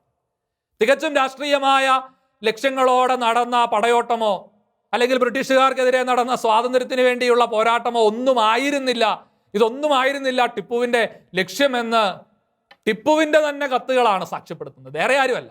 മറ്റ് ചരിത്രങ്ങളിലേക്ക് നമ്മൾ പോകേണ്ട ആവശ്യമില്ല. ടിപ്പുവിൻ്റെ തന്നെ കത്തുകളിൽ ഇതിനുള്ള തെളിവുകളുണ്ട്. ടിപ്പുവിൻ്റെ ഈ കത്തുകളെക്കുറിച്ചുള്ള അറിവ് നമുക്ക് എവിടെ നിന്നാണ് ലഭിക്കുക? ടിപ്പുവിൻ്റെ ഈ കത്തുകളെക്കുറിച്ചുള്ള ഒരു പരാമർശം നമ്മൾ വായിക്കുന്നുണ്ട്. ഇത്തരം കത്തുകളിൽ ചിലത് സർദാർ KM പണിക്കർ 58 കൊല്ലം മുമ്പ് ലണ്ടനിലെ ഇന്ത്യ ഓഫീസിൽ നിന്ന് കണ്ടെടുത്ത് പ്രസിദ്ധീകരിച്ചിട്ടുണ്ട് എന്ന് 1099 ചിങ്ങം ലക്കം 1 ഭാഷാപോഷിണിയിൽ ഒരു കത്തായി തന്നെ നൽകപ്പെട്ടിട്ടുണ്ട്. 1789 മാർച്ച് 22 കോടഞ്ചേരിയിലെ ഒരു അബ്ദുൾ ഖാദർക്ക് അയച്ച കത്താണത്. അതിൽ പറയുന്നത് ഇങ്ങനെയാണ്. ടിപ്പു സുൽത്താന്റെ കത്താണ്. അതിൽ സുൽത്താൻ ഇങ്ങനെയാണ് പറയുക: മുഹമ്മദിന്റെ സഹായത്താലും ദൈവത്തിന്റെ അനുഗ്രഹത്താലും കോഴിക്കോട്ട് ദേശത്ത് അധിവസിക്കുന്ന അവിശ്വാസികളെ ഒട്ടുമുക്കാലും നമ്മൾ ഇസ്ലാം മതത്തിൽ ചേർത്ത് കഴിഞ്ഞിരിക്കുന്നു. കൊച്ചി രാജ്യത്തിന്റെ അതിർത്തിയിൽ മാത്രം കുറെ പേർ മതം മാറാതെ കിടപ്പുണ്ട്. അവരെയും ഉടൻ തന്നെ മുഹമ്മദീയരാക്കണം എന്ന് ഞാൻ നിശ്ചയിച്ചിരിക്കുന്നു. ഇത് മതം സംബന്ധിച്ച ഒരു യുദ്ധമായിട്ടാണ് ഞാൻ കണക്കാക്കുന്നത്. 1788 ഡിസംബർ 14 ടിപ്പു തൻ്റെ കോഴിക്കോട് സൈന്യാധിപന്, കോഴിക്കോട് ഭാഗത്ത് സൈന്യവും സൈന്യാധിപനും ഒക്കെ ഉണ്ടായിരുന്നു. മൈസൂർ മലബാർ കീഴടക്കിയതിന് ശേഷം മലബാറിൽ ഭരണം നടത്താൻ വേണ്ടി ഒരു താൽക്കാലിക സംവിധാനമൊക്കെ ഈ മൈസൂർ രാജാക്കന്മാർക്കുണ്ടായിരുന്നു. അങ്ങനെ കോഴിക്കോടുണ്ടായിരുന്ന സൈന്യാധിപന് ഡിസംബർ 14 1788 ടിപ്പു അയച്ച ഒരു കത്തിൽ ഇപ്രകാരം നമുക്ക് വായിക്കാൻ കഴിയും: ഇവിടെ നിന്നും 2 അനുചരന്മാരോടുകൂടി മീർ ഹുസൈൻ അലിയെ അയച്ചിരിക്കുകയാണ്. ദൈവത്തിൻ്റെ കൃപ കൊണ്ട് അയാൾ താമസിയാതെ അവിടെ വന്നു ചേരും. അയാളോട് കൂടി ചേർന്ന് നിങ്ങൾ അവിശ്വാസികളെ എല്ലാവരെയും തടവുകാരാക്കുകയും കൊലപ്പെടുത്തുകയും വേണം. 20 വയസ്സിന് താഴെയുള്ള സകല പുരുഷന്മാരെയും തടവിൽ പാർപ്പിക്കണം. ശേഷമുള്ള ആളുകളിൽ 5000-ൽ കുറയാതെ ആളുകളെ മരക്കൊമ്പിൽ കെട്ടിത്തൂക്കുകയും വേണമെന്ന് ഞാൻ ആജ്ഞാപിച്ചിരിക്കുന്നു. നോക്കുക, ഈ കത്തുകളിലെ വാചകങ്ങളുമെല്ലാം ടിപ്പു സുൽത്താൻ്റേത് തന്നെയാണ്. ഇതെല്ലാം ഇന്നും നമുക്ക് വായിക്കാൻ ലഭ്യമാകുന്ന ഓൺലൈൻ ഓഫ്ലൈൻ സോഴ്സുകളിൽ കാണാവുന്നതുമായ വസ്തുതകളാണ്. 1790 ജനുവരി 18 ടിപ്പു സെയ്ദ് അബ്ദുൾ ദുലായ്ക്ക് എഴുതിയ ഒരു കത്തിൽ പറയുന്നത് ഇങ്ങനെയാണ്. കെ എം പണിക്കരുടെ ഭാഷാഭൂഷണി, മുൻപ് സൂചിപ്പിച്ച ആ ഭാഷാഭൂഷണിയിൽ തന്നെ ഇത് കാണാം. പ്രവാചകന്റെയും അള്ളാഹയുടെയും അനുഗ്രഹത്താൽ കോഴിക്കോട്ടുള്ള ഏതാണ്ട് മുഴുവൻ ഹിന്ദുക്കളെയും ഇസ്ലാമിലേക്ക് പരിവർത്തനം ചെയ്യാൻ കഴിഞ്ഞു. കൊച്ചി രാജ്യത്തിൻ്റെ അതിരുകളിലുള്ള ഏതാനും എണ്ണം മാത്രമേ ഇനി ബാക്കിയുള്ളൂ. അവരെ കൂടി ഉടൻ മതം മാറ്റുമെന്ന് ഞാൻ ഉറപ്പിച്ചിട്ടുണ്ട്. ഈ ലക്ഷ്യം നേടാൻ ഇതിനെ ഒരു ജിഹാദായി തന്നെ ഞാൻ കരുതുകയാണ്. നോക്കുക, ഈ ജിഹാദ് എന്ന് പറയുന്ന വാക്കുകൾക്കൊന്നും സമീപകാലത്ത് ഉരുത്തിരിഞ്ഞതല്ല എന്ന് നമ്മൾ തിരിച്ചറിയണം. ഇതിനൊക്കെ എത്രയോ പഴക്കവും പാരമ്പര്യവുമുണ്ട് എന്ന് നമ്മൾ മനസ്സിലാക്കും. എല്ലാ നാട്ടുരാജ്യങ്ങളിലും ലോകത്തിൻ്റെ എല്ലാ ഭാഗങ്ങളിലും ഈ വിശ്വാസത്തോടനുബന്ധമായി തന്നെ ജിഹാദും അരങ്ങേറിയിരുന്നു എന്ന് നമ്മൾ തിരിച്ചറിയണം. അന്ന് ഈ ടിപ്പു ഇത് എഴുതുന്ന കാലഘട്ടത്ത് കോഴിക്കോട് ബ്രാഹ്മണരുടെ കേന്ദ്രമായിരുന്നു. കോഴിക്കോട് മാത്രമായി കേന്ദ്രീകരിച്ചുകൊണ്ട് ഏതാണ്ട് 7000-ഓളം നമ്പൂതിരി കുടുംബങ്ങൾ ഉണ്ടായിരുന്നു. അതിൽ 2000-ഓളവും ടിപ്പുവും സൈന്യവും ചേർന്ന് നശിപ്പിച്ച് ഇല്ലാതെയാക്കി കളഞ്ഞു. ടിപ്പു സുൽത്താൻ കുട്ടികളെയും സ്ത്രീകളെയും പോലെ വെറുതെ വിട്ടിരുന്നില്ല. അടുത്തുള്ള നാട്ടുരാജ്യങ്ങളിലേക്കോ കാടുകളിലേക്കോ ആണുങ്ങളായവരൊക്കെ ഓടി രക്ഷപ്പെട്ടു. നിർബന്ധിത മതപരിവർത്തനം മൂലം മാപ്പിളമാരുടെ എണ്ണം ടിപ്പുവിൻ്റെ കാലത്ത് വളരെ പെട്ടെന്ന് വളരെ അധികമായി വർദ്ധിച്ചു. ഹിന്ദുക്കളെ നിർബന്ധമായി ചേലാകർമ്മം ചെയ്ത് മുസൽമാന്മാരാക്കി.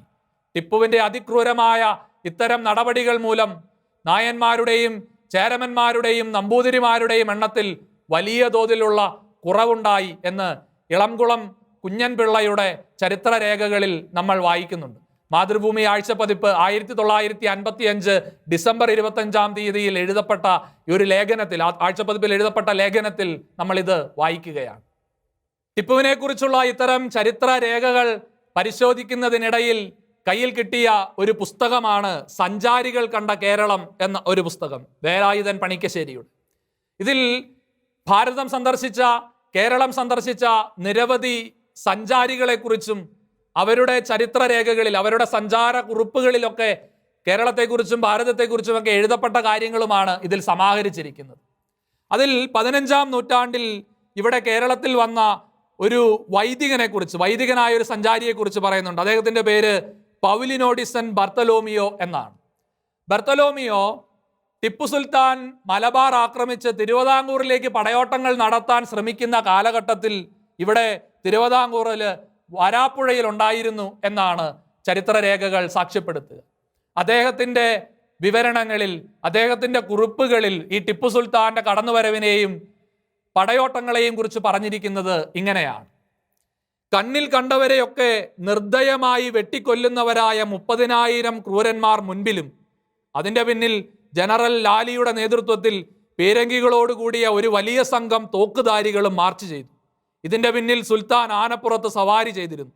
സുൽത്താൻ്റെ അടുത്ത് പിന്നിലായി 30,000 ഭടന്മാരടങ്ങിയ മറ്റൊരു സേനാ വിഭാഗം കൂടി ഉണ്ടായിരുന്നു. കോഴിക്കോട്ടുകാരുടെ നേരെ പ്രവർത്തിച്ച ക്രൂരകൃത്യങ്ങൾ അതിഭയങ്കരങ്ങളായിരുന്നു. സ്ത്രീ പുരുഷന്മാരിൽ അധികം പേരെയും കഴിവിന്മേലിട്ട് അവരുടെ കഴുത്തിൽ മക്കളെ കെട്ടിത്തൂക്കി. ആ ക്രൂരനായ സുൽത്താൻ ക്രിസ്ത്യാനികളെയും ഹിന്ദുക്കളെയും നഗ്നരാക്കി തൻ്റെ മുൻപിൽ വരുത്തിയിട്ട് അവരുടെ അവയവങ്ങൾ ആനക്കാലിൽ ചേർത്ത് കെട്ടി. അവയവങ്ങൾ ചീന്തിപ്പോകുന്നതുവരെ ആനയെ കൊണ്ട് അങ്ങോട്ടും ഇങ്ങോട്ടും വലിപ്പിച്ചു. ക്രിസ്ത്യൻ പള്ളികളും ഹിന്ദു ക്ഷേത്രങ്ങളും തീവെച്ചോ പൊളിച്ചു നിരത്തിയോ ഏതുവിധമെങ്കിലും നശിപ്പിച്ചു കളയാൻ ആജ്ഞാപിച്ചു. ഹൈന്ദവ ക്രൈസ്തവ വനിതകളെ മുസ്ലിങ്ങളെ കൊണ്ട് നിർബന്ധമായി വിവാഹം കഴിപ്പിച്ചു. ഹിന്ദുക്കളുടെ ജാതി സൂചകമായ കുടുമ മുറിച്ചു കളഞ്ഞു. വഴിയിൽ കണ്ടെത്തിയ എല്ലാ ക്രിസ്ത്യാനികളും ഇസ്ലാം മതം സ്വീകരിച്ചില്ലെങ്കിൽ അവരെ തൽക്ഷണം തൂക്കിക്കൊല്ലുവാൻ കൽപ്പിച്ചു. ഇതെല്ലാം 1789 ആണ്ട് ഞാൻ വരാപ്പുഴയിൽ ഇരിക്കുമ്പോഴാണ് നടന്നത്. നിർദ്ദയനായ ഈ ദുഷ്ടന്റെ പിടിയിൽ നിന്ന് ഭാഗ്യവശാൽ രക്ഷപ്പെട്ടു പോന്നവരായ ക്രിസ്ത്യാനികളോടും ഹിന്ദുക്കളോടും നേരിട്ട് സംസാരിച്ച് സംഗതികൾ അറിയുവാൻ എനിക്കന്ന് അവസരം ലഭിച്ചു. വരാപ്പുഴ കടന്ന് രക്ഷപ്പെടുവാനായി പലർക്കും ഞാൻ വഞ്ചികൾ അയച്ചു കൊടുത്ത് സഹായിച്ചു. ടിപ്പുവിനെ കുറിച്ച് ഇങ്ങനെ നിരവധി ചരിത്രരേഖകൾ നമുക്ക് ലഭ്യമാണ്.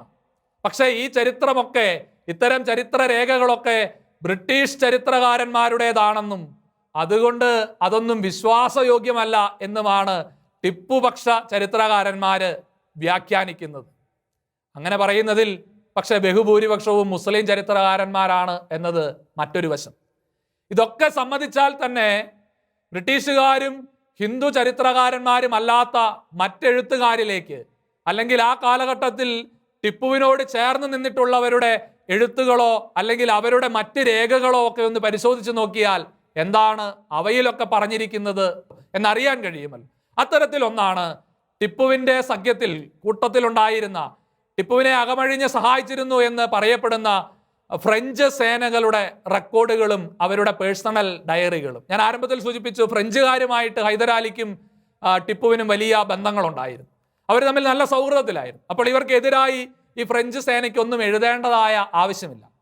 1988 പാരീസിലെ എലൈൻ ഡിലാ ടൈലെ എന്ന ഒരു വിധവ അവരുടെ വീടിൻ്റെ തട്ടിമ്പുറത്ത് നിന്ന് കണ്ടുകിട്ടിയ ഒരു വലിയ ട്രങ്ക് പെട്ടി ഉണ്ടായിരുന്നു. ഈ ട്രങ്ക് പെട്ടി ഏതാനും വർഷങ്ങൾക്ക് മുമ്പ് ഫ്രാൻസിൽ നിന്ന്, യൂറോപ്പിൽ നിന്നൊക്കെയുള്ള പട്ടാളക്കാര് ലോകത്തിന്റെ വിവിധ ഭാഗങ്ങളിലേക്ക് പോകുമ്പോൾ കൊണ്ടുപോയിരുന്ന, അല്ലെങ്കിൽ തിരിച്ചു വരുമ്പോൾ കൊണ്ടുവന്നിരുന്ന തരത്തിലുള്ള ഒരു ട്രങ്ക് പെട്ടിയായിരുന്നു.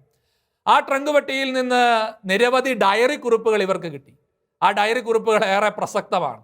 ടിപ്പു സുൽത്താന്റെ സഹായിയായിരുന്ന ഈ ഫ്രഞ്ച് വനിതയുടെ തന്നെ കുടുംബത്തിലെ വളരെ പ്രശസ്തനായ ഒരു ഫ്രാങ്കോയിസ് ഫിഡിലെ റിപ്പോർട്ട് എന്ന് പറയുന്ന ഒരു പട്ടാളക്കാരനുണ്ടായിരുന്നു. ആ വ്യക്തിയുടെ ഡയറി കുറിപ്പുകൾ ഈ ട്രങ്ക് പെട്ടിയിൽ നിന്ന് കണ്ടെത്തി. അദ്ദേഹം പഴയ ഫ്രാങ്കോഫോണി ഭാഷയിൽ ഈ ഡയറിയിൽ എഴുതി വെച്ചിരിക്കുന്നതിൻ്റെ ഒരു ഏകദേശം ഇംഗ്ലീഷ് പരിഭാഷ ഇങ്ങനെയാണ്: I am disturbed by Tipu Sultan's treatment of these most gentle souls, the Hindus. ഈ പാവപ്പെട്ട ഹിന്ദുക്കളെ ടിപ്പു സുൽത്താൻ കൈകാര്യം ചെയ്യുന്നത് കണ്ട് ഞാൻ ആകപ്പാടെ അസ്വസ്ഥനാണ്. During the siege of Mangalore, Tipu's soldiers daily exposed the heads of many innocent Brahmins within the sight from the fort for the Samarin and his Hindu followers to see. സാമൂതിരിക്കും അദ്ദേഹത്തിൻ്റെ കൂട്ടാളികൾക്കും കാണാൻ കഴിയുന്ന രീതിയിൽ നിഷ്കളങ്കരായ നിരവധി ബ്രാഹ്മണരുടെ ശിരസ്സുകൾ ടിപ്പു ദിനംതോറും ഇങ്ങനെ കുന്തത്തിൽ നാട്ടി അവിടെ നിർത്തിയിരുന്നു എന്നാണ് ഇദ്ദേഹം തൻ്റെ ഡയറിയിൽ എഴുതുന്നത്. 1799 ജനുവരി 14 ഡയറി എൻട്രി ആയിട്ട് എഴുതിയിരിക്കുന്നതാണ്. കോഴിക്കോട് വെച്ച് താൻ സാക്ഷിയായ കാര്യങ്ങളെക്കുറിച്ച് കൂടി റിപ്പോർട്ട് രേഖപ്പെടുത്തുന്നുണ്ട്. റിപ്പോർട്ടിൻ്റെ എഴുത്തിൽ, ഡയറിയിൽ ഇങ്ങനെയാണ് കാണുക: Most of the Hindu men and women were hanged. First, mothers were hanged with their children tied to their necks. നമ്മൾ അല്പം മുമ്പ് ബർത്തലോമിയായുടെ വിവരണത്തിൽ വായിച്ചതുപോലെ തന്നെ അമ്മമാരെ, അവരുടെ കഴുത്തുകളിൽ കുഞ്ഞുങ്ങളെ കെട്ടിത്തൂക്കിയിട്ട് അമ്മമാരെ തൂക്കിക്കൊന്നു. That barbarian Tipu Sultan tied the naked Christians and Hindus to the legs of elephants and made the elephants move around till the bodies of the helpless victims were torn to pieces. Temples and churches were ordered to be burned down, desecrated and destroyed. ഇങ്ങനെ നിരവധി ചരിത്രരേഖകൾ French സൈന്യത്തിൻ്റെ തന്നെ ഭാഗമായി ടിപ്പു സുൽത്താനോടും ഹൈദരാലിയോടും ഒക്കെ ചേർന്ന് നിന്നിരുന്നവരുടെ തന്നെ സാക്ഷ്യങ്ങളായി നമുക്ക് കാണാനായിട്ട് പറ്റും. ക്രൈസ്തവരെയും ഹിന്ദുക്കളെയും നഗ്നരാക്കിയതിന് ശേഷം കാലുകൾ ആനകളോട് ചേർത്ത് കെട്ടി അവരെ വിരുദ്ധ നിശകളിലേക്ക് നടത്തി ശരീരം കീറി കൊല ചെയ്തതിൻ്റെ വിവരണം, അമ്പലങ്ങളും ദേവാലയങ്ങളും കത്തിച്ച് അശുദ്ധമാക്കിയതിൻ്റെയും വിശ്വാസികളെ നിർബന്ധമായി മതം മാറ്റിയതിൻ്റെയും വ്യാഖ്യാനങ്ങളും വിശദീകരണങ്ങളും ഈ റിപ്പോർട്ടിൻ്റെ ഡയറി കുറിപ്പുകളിലും നമുക്ക് കാണാനായിട്ട് കഴിയും.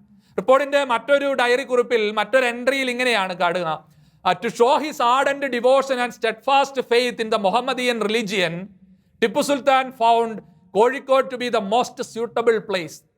Kozhikode was then a center of Brahmins and had over 7,000 Brahmin families living there.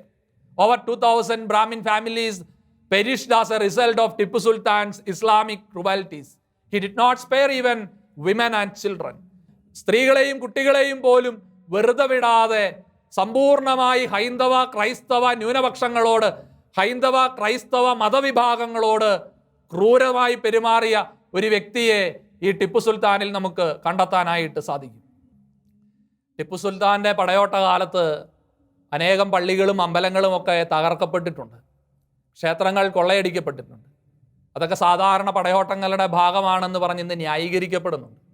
ഏത് രാജാവും പടയോട്ടം നടത്തുമ്പോൾ ഇതെല്ലാം ആക്രമിക്കപ്പെടും എന്നെല്ലാം പറയുന്നു. ഒരുപക്ഷെ ദക്ഷിണേന്ത്യയിലേക്ക് കടന്നു വന്ന ഇതര ഹിന്ദു രാജാക്കന്മാർ ദക്ഷിണേന്ത്യയിലെ അമ്പലങ്ങൾ കൊള്ളയടിച്ചതിൻ്റെ ഉദാഹരണങ്ങൾ പറയും. പക്ഷെ അങ്ങനെയെങ്കിൽ എന്തുകൊണ്ടാണ് ഈ ഹൈന്ദവ ക്ഷേത്രങ്ങളും ക്രൈസ്തവ ദേവാലയങ്ങളും മാത്രം ടിപ്പു ആക്രമിച്ചത്? അങ്ങനെ ദേവാലയങ്ങളും പള്ളികളുമൊക്കെ സമ്പത്ത് സമ്പാദിക്കപ്പെടുന്ന ഇടങ്ങളായി കണ്ട് ആക്രമിച്ച ടിപ്പു എന്തുകൊണ്ടാണ് ഇസ്ലാമിക ദേവാലയങ്ങളെ ആക്രമിക്കാതിരുന്നത്? ഇസ്ലാമിക ആരാധനാലയങ്ങളെ ടിപ്പു ഒരിക്കലും ആക്രമിച്ചതായി നമ്മൾ കാണുന്നില്ലല്ലോ. ഇസ്ലാമിക ആരാധനാലയങ്ങൾ പണിയാനും അങ്ങനെ ഇസ്ലാമിക വിശ്വാസം വ്യാപിപ്പിക്കാനും മാത്രമായിരുന്നല്ലോ അദ്ദേഹത്തിൻ്റെ ശ്രമങ്ങൾ. ഇങ്ങനെയുള്ള മറുചോദ്യങ്ങൾ കൂടി ഇന്ന് രൂപപ്പെട്ടു വരുന്നുണ്ട് എന്ന് നമ്മൾ ഓർമ്മിച്ചിരിക്കേണ്ട ഒരു വസ്തുതയാണ്. ടിപ്പു സുൽത്താൻ്റെ പടയോട്ട കാലത്ത് നശിപ്പിക്കപ്പെട്ട ഇല്ലാതാക്കപ്പെട്ട ഹൈന്ദവ ക്രൈസ്തവ ആരാധനാലയങ്ങളുടെ ചരിത്രം പഠിക്കുമ്പോൾ നമുക്ക് മറന്നു കളയാൻ പറ്റാത്ത ഒന്നാണ് കുന്നംകുളത്തുള്ള ആർത്താറ്റ് പള്ളി. ഈ ആർത്താറ്റ് പള്ളിയുടെ മുറ്റത്ത് തേക്കിൻ മരങ്ങളിലായി കെട്ടിത്തൂക്കിയ 19 നസ്രാണി യുവാക്കളുടെയും പരിശുദ്ധ മദ്ബഹായിൽ വെച്ച് കൊല ചെയ്യപ്പെട്ട ഒരു വൈദികന്റെയും ഓർമ്മ ഈ ആർത്താറ്റ് പള്ളിയിൽ എല്ലാ വർഷവും നവംബർ 14, 15 തീയതികളിൽ ആചരിക്കപ്പെടാറുണ്ട്.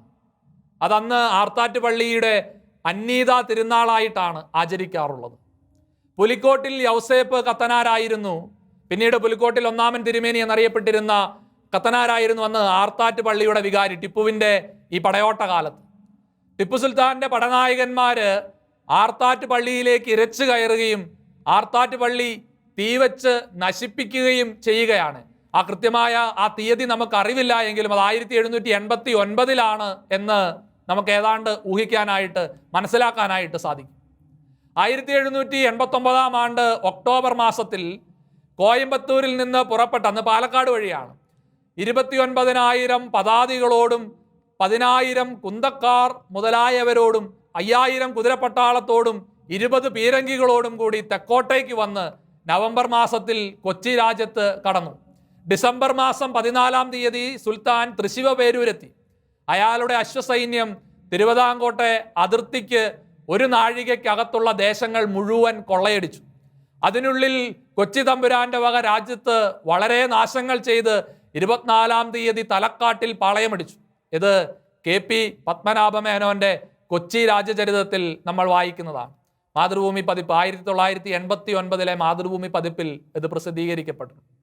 ഇതിൽ നിന്നും ഡിസംബർ മാസം 14 തീയതിക്കും 24 തീയതിക്കും ഇടയ്ക്കായിരിക്കണം ഈ ആർത്താറ്റ് പള്ളിയിലേക്കുള്ള അതിക്രമങ്ങൾ നടന്നത് എന്ന് നമുക്ക് അനുമാനിക്കാനായിട്ട് സാധിക്കും. ആർത്താറ്റ് എന്താണ് സംഭവിച്ചത്? ടിപ്പുവിൻ്റെ സൈന്യം ആർത്താറ്റ് പള്ളിയിലേക്ക്, ആർത്താറ്റ് പ്രദേശത്തേക്ക് എത്തുകയാണ്. അവിടെ ക്രിസ്ത്യാനികളെ മുഴുവൻ മുസ്ലിം മതസ്ഥരാക്കാൻ വേണ്ടിയുള്ള ശ്രമമാണ് അരങ്ങേറിയത്. അവർ നിർബന്ധപൂർവം മതം മാറാൻ ക്രൈസ്തവരോട് ആവശ്യപ്പെടുകയാണ്. അങ്ങനെ വഴങ്ങാതെ നിന്നവരെ ടിപ്പുവിൻ്റെ സൈന്യം വെട്ടിവീഴ്ത്തുന്ന കാഴ്ച അവിടെ ഉണ്ടായി. സ്വയരക്ഷയോർത്ത് ക്രിസ്ത്യാനികൾ എന്ത് ചെയ്തു? ആർത്താറ്റ് പള്ളിയിലേക്ക് ഓടിക്കയറി. ടിപ്പു സുൽത്താന്റെ സൈന്യം ഈ ക്രിസ്ത്യാനികളെ പിന്തുടർന്ന് അവരെ വെട്ടിവീഴ്ത്താൻ തുടങ്ങി. ക്രൂരമായ നരഹത്യ കണ്ട് പരിഭ്രാന്തനായ അന്ന് ആർത്താറ്റ് പള്ളിയിൽ ഉണ്ടായിരുന്ന ഒരു വൃദ്ധ പുരോഹിതൻ, അദ്ദേഹം മദ്ബഹയിലേക്ക് ഓടിക്കയറി. അവിടെ ഒരു സ്വർണ്ണച്ചെപ്പിൽ അടച്ച് വിശുദ്ധ കുർബാന സൂക്ഷിച്ചിരുന്നു. ടിപ്പുവിൻ്റെ സൈന്യം അവിടെ കയറി വിശുദ്ധ കുർബാന നശിപ്പിച്ച് കളയുമോ എന്ന് ഭയന്ന് ആ സാധു പുരോഹിതൻ ആ വിശുദ്ധ കുർബാന മുഴുവൻ സ്വയം എടുത്ത് ഭക്ഷിച്ചു. എന്നാൽ ഈ സ്വയരക്ഷ പോലും കണക്കാക്കാതെ ആ പള്ളിയിലേക്ക് ഓടിക്കയറിയ ആ വൃദ്ധ പുരോഹിതനെ അദ്ദേഹം വിശുദ്ധ കുർബാന ഉൾക്കൊണ്ട് മദ്ബഹയിൽ നിന്നും തിരിച്ചിറങ്ങി വരുന്ന വഴിയിൽ ആ കത്തനാരെ കൊല്ലൂ എന്ന് ആക്രോശിച്ചുകൊണ്ട് മദ്ബഹയിലേക്ക് ഓടിക്കയറിയ ടിപ്പുവിൻ്റെ പട്ടാളം നിമിഷ നേരം കൊണ്ട് അദ്ദേഹത്തെ വെട്ടിവീഴ്ത്തി.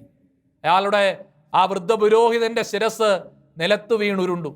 രക്തം വീണ വിശുദ്ധ സ്ഥലം ദിവ്യബലി നടത്താൻ നല്ലതല്ല എന്നുള്ള ഒരു ക്രൈസ്തവ വിശ്വാസപ്രകാരം ഡെസക്രേഷൻ നടന്ന ഒരു സ്ഥലത്ത് കൂദാശകൾ അനുഷ്ഠിക്കാൻ പാടില്ല എന്നുള്ള വിശ്വാസം നിലനിൽക്കുന്നത് കൊണ്ട് അങ്ങനെ ഒരു അഭിപ്രായം വന്നതിൻ്റെ പേരിൽ ആ പള്ളി പിന്നീട് വിശുദ്ധ കർമ്മങ്ങൾ പരികർമ്മം ചെയ്യാൻ പാടില്ലാത്ത ഒന്നായി മാറി. പക്ഷെ പിന്നീട് ആ രക്തസാക്ഷിത്വം വരിച്ച സ്ഥലം മുതൽ വിശുദ്ധ മദ്ബഹ വരെയുള്ള സ്ഥലം അതൊരു മരത്തിൻ്റെ തറയാണ്. ആ ഭാഗങ്ങൾ മുറിച്ച് മാറ്റിയതിന് ശേഷം പുതിയ മദ്ബഹ പണിത് അവിടെ സാധാരണ പള്ളികളിൽ നിന്ന് വ്യത്യസ്തമായ ഒരു ആകൃതിയിൽ ഇന്നും ആർത്താറ്റ് പള്ളിയിൽ കാണാവുന്ന ആ മദ്ബഹയിൽ ഇന്നും വിശുദ്ധ ബലി അർപ്പിക്കുകയും ആരാധനാക്രമങ്ങൾ പരികർമ്മം ചെയ്യപ്പെടുകയും ചെയ്യുന്നത് നമുക്ക് കാണാൻ പറ്റും.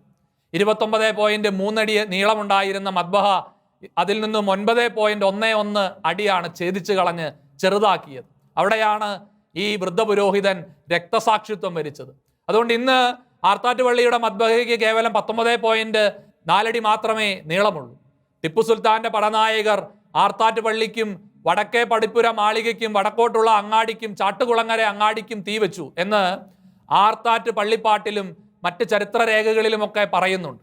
ആർത്താറ്റ് പള്ളിപ്പാട്ടിൽ ഈ ടിപ്പു സുൽത്താന്റെ ആക്രമണത്തെക്കുറിച്ച് സൂചിപ്പിക്കുന്ന വരികൾ ഇങ്ങനെയാണ്: ദുഷ്ടരിൽ ദുർഘട മുഖ്യശാൻ മുഹമ്മദ് വേദശ്രേഷ്ഠനാം നൃപൻ ദുഷ്ടൻ പട്ടാണി വന്നു പന്തം കത്തിച്ചു ചുട്ടുപള്ളിയും. ഈ വരികൾ ആർത്താറ്റ് പള്ളിയിൽ ടിപ്പുവിന്റെ അതിക്രമങ്ങളെക്കുറിച്ചുള്ള സൂചനകൾ നമുക്ക് നൽകുന്നുണ്ട്. അന്ന് രക്തസാക്ഷിത്വം വരിച്ച നസ്രാണി വീരന്മാരുടെ ഓർമ്മയാണ് വൃശ്ചികം 2-ാം തീയതി നവംബർ മാസം ആരംഭത്തിൽ സൂചിപ്പിച്ചതുപോലെ ആർത്താറ്റ് പള്ളിയിൽ അന്നീതയായിട്ട് ആചരിച്ചു വരുന്നത്. അന്നേ ദിവസം 5 തരത്തിലുള്ള പലഹാരങ്ങൾ ആ പള്ളിയിൽ വഴിപാടായി വിശ്വാസികൾ കൊണ്ടുവരികയും വിതരണം ചെയ്യുകയും ചെയ്യുന്ന ഒരാചാരമുണ്ട്. മാത്രമല്ല, സന്ധ്യയ്ക്ക് വിളക്കുമണിയായി 19 ഒറ്റമണിയും 1 ഇരട്ടമണിയും 19 അൽമേനികളും 1 വൈദികനുമാണ് അന്ന് രക്തസാക്ഷിത്വം വരിച്ചത്. അങ്ങനെ 19 ഒറ്റമണിയും 1 ഇരട്ടമണിയും അങ്ങനെ 21 മണികൾ മുഴക്കണമെന്നും പൂർവികർ നിശ്ചയിച്ച ആ പതിവ് ഇന്നും തുടർന്നു വരുന്നുണ്ട്. അന്നേ ദിവസം വിശുദ്ധ കുർബാനയ്ക്ക് ശേഷം ആർത്താറ്റ് പള്ളിയുടെ ശവക്കോട്ടയിലേക്ക് കൊടിയും കുരിശും പുറപ്പെടുകയും ശവക്കോട്ടയിലും ആദ്യകാലങ്ങളിൽ മൃതദേഹം സംസ്കരിച്ചിരുന്ന സ്ഥലങ്ങളിലും വാഴ്ത്തിയ വെള്ളം തളിക്കുകയും ചെയ്യുന്ന പതിവും ഇന്നും തുടരുകയാണ്. എങ്കിലും ആർത്താറ്റ് പള്ളിപ്പാട്ടിലെ ചരിത്രം ശരിയല്ല എന്നൊക്കെ വ്യാഖ്യാനിക്കുന്ന നിരവധി ആളുകളെ, ഒരുപക്ഷെ ചരിത്രകാരന്മാരെ വരെ നമ്മൾ കണ്ടുമുട്ടിയേക്കാം. എങ്കിലും ഇന്നും അവിടെ നിലനിൽക്കുന്ന ഈ ആചാരങ്ങളും പൂർവികരുടെ ഓർമ്മകളെ അനുസ്മരിക്കുന്ന ഇന്നത്തെ തലമുറകളുമെല്ലാം സാക്ഷ്യങ്ങൾ തന്നെയാണ്, ചില സത്യങ്ങളിലേക്കുള്ള വിരൽ ചൂണ്ടികളാണ് എന്ന് നമ്മൾ തിരിച്ചറിയണം. അവരെ മറക്കാൻ പാടില്ല. ടിപ്പുവിൻ്റെ മതപരിവർത്തന ശ്രമങ്ങളെയും ക്രൂരതകളെയും കുറിച്ച് സംസാരിക്കുന്നത് അദ്ദേഹത്തോട് എതിർപ്പുണ്ടായിരുന്ന ബ്രിട്ടീഷ് ചരിത്രകാരന്മാർ ആണ്, അല്ലെങ്കിൽ സംഘപരിവാർ ശക്തികളാണ് എന്നാണ് ഇന്ന് തൽപരകക്ഷികൾ വ്യാഖ്യാനിക്കുന്നത്.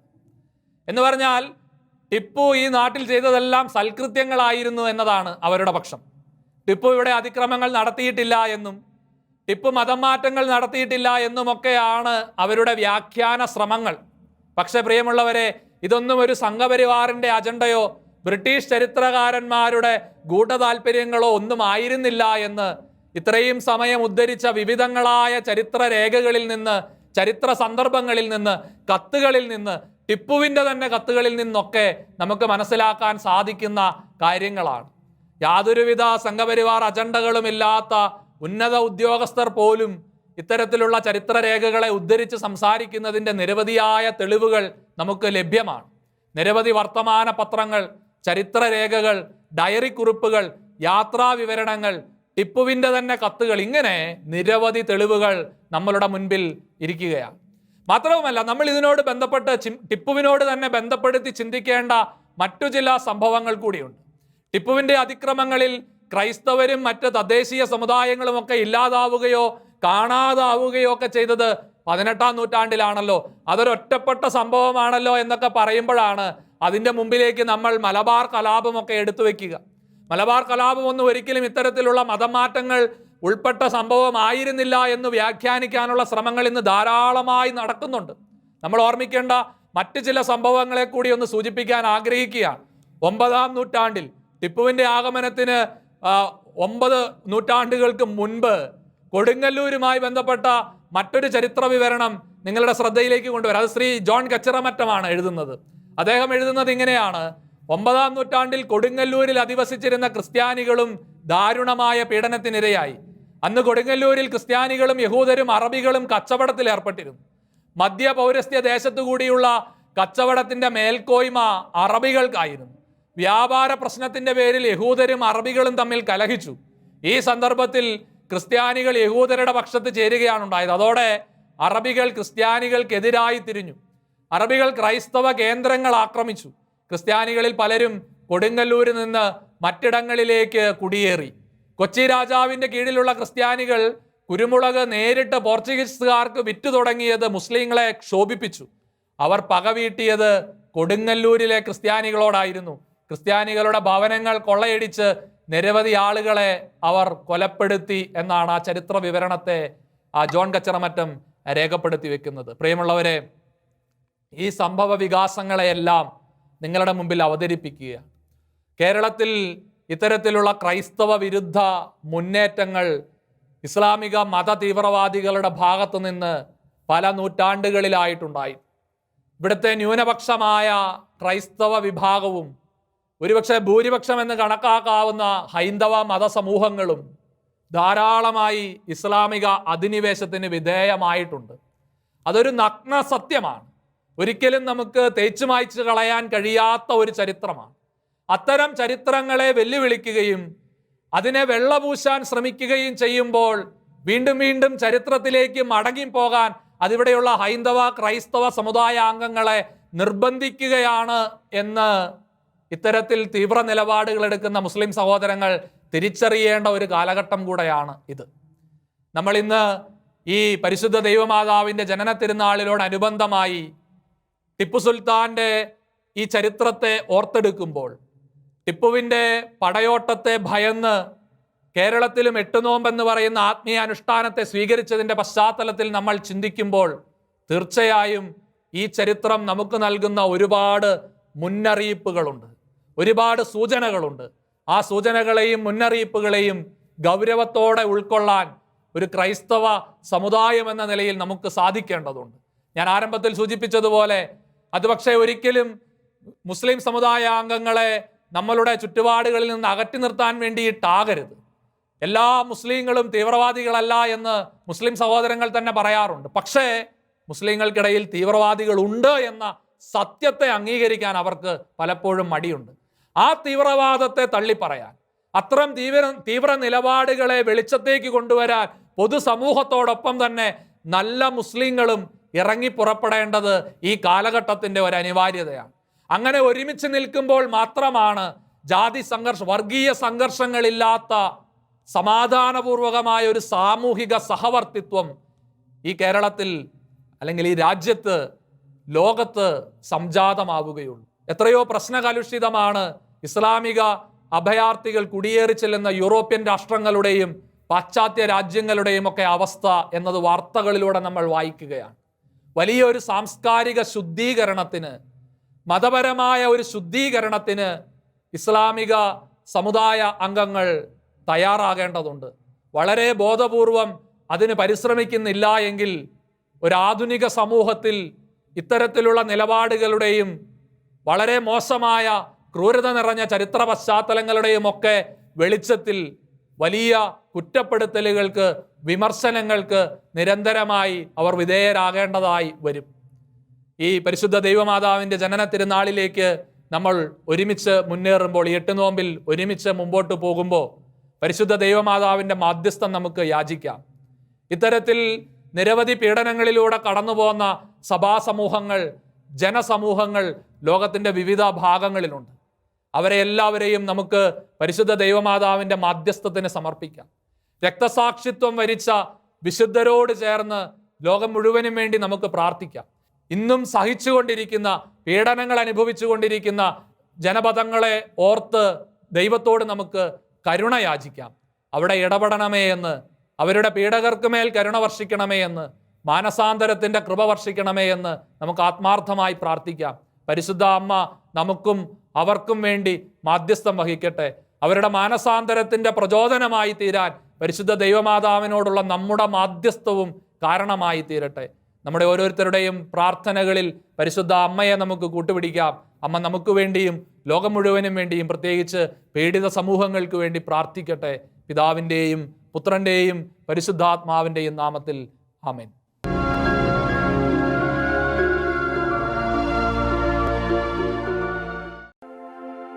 സ്നേഹനാഥനായ ഈശോയെ, ദിവ്യകാരുണ്യത്തിൽ നമുക്ക് സ്വീകരിക്കാം. ഈശോയുടെ ദിവ്യകാരുണ്യത്തെ ആരാധിച്ചുകൊണ്ട്, അവിടുത്തെ സ്നേഹ സാന്നിധ്യത്തിന് നന്ദി പറഞ്ഞുകൊണ്ട്, ദിവ്യകാരുണ്യത്തിലെ ഈശോയുടെ തിരുമുൻപിൽ നമ്മളുടെ ഹൃദയങ്ങളെ തുറന്നുകൊണ്ട് ഈശോയെ ഞങ്ങളുടെ ഹൃദയത്തിലേക്കും അവിടുന്ന് എഴുന്നള്ളി വരണമേ എന്ന് പ്രാർത്ഥിച്ചുകൊണ്ട് അൾത്താരയിൽ നമുക്ക് ഈശോയെ സ്വീകരിക്കാം.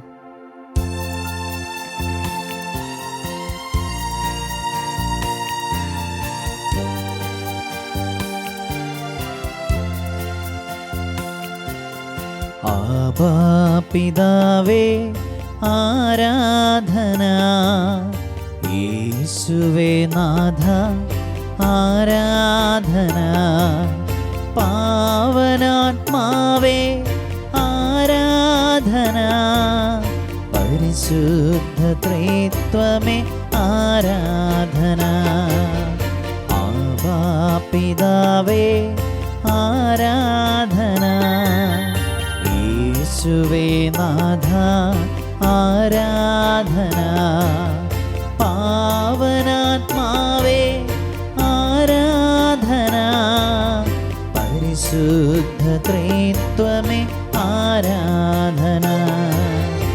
ആരാധന ആരാധന, ത്രിയേക ദൈവമേ ആരാധന. ആരാധന ആരാധന, ത്രിയേക ദൈവമേ ആരാധന. ത്രിയേക ദൈവമേ ആരാധന.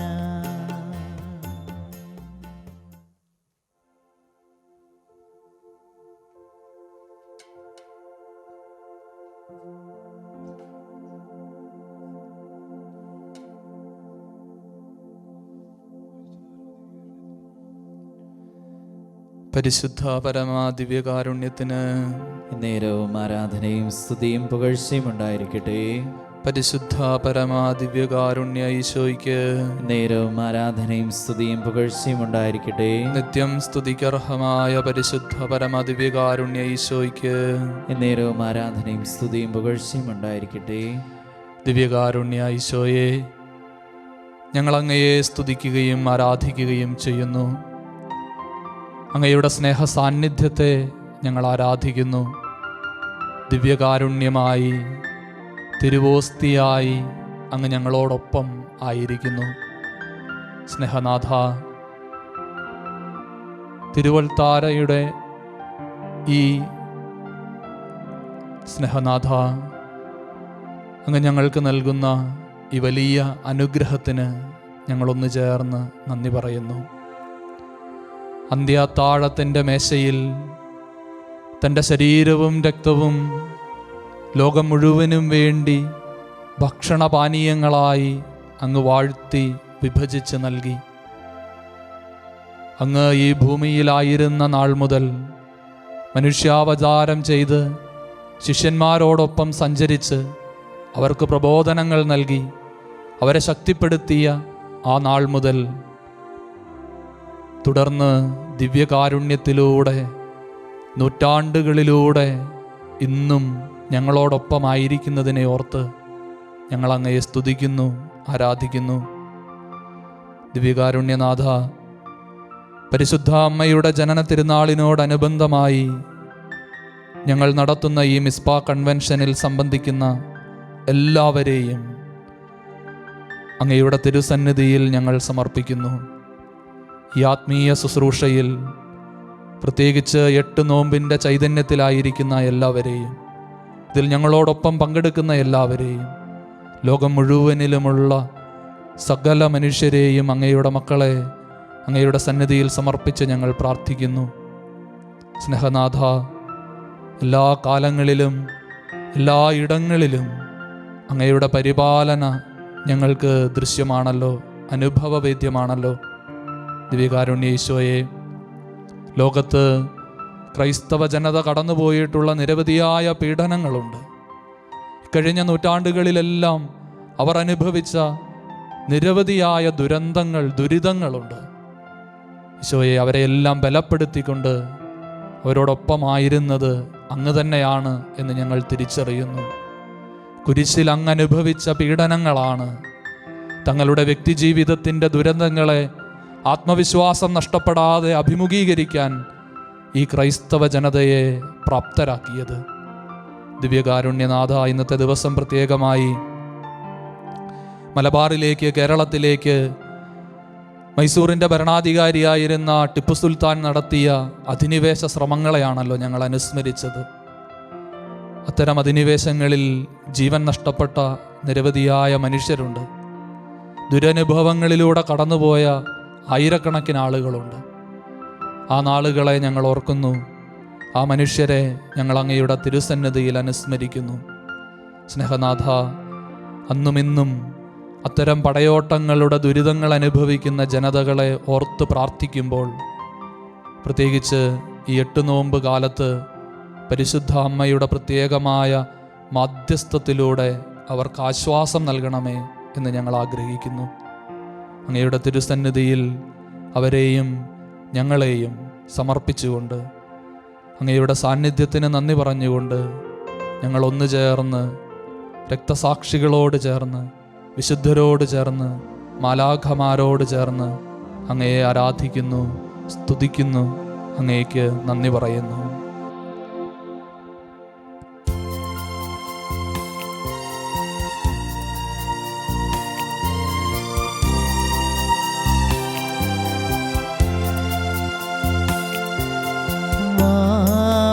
യേശുനാഥ, സ്നേഹനാഥ, ആയൻ ഹൃദയം തേടിയിടും സ്നേഹമേ നീ. യേശുനാഥ, യേശുനാഥ, സ്നേഹനാഥ, ആയൻ ഹൃദയം തേടിയിടും സ്നേഹമേ നീ. യേശുനാഥ, യേശുനാഥ, യേശുനാഥ.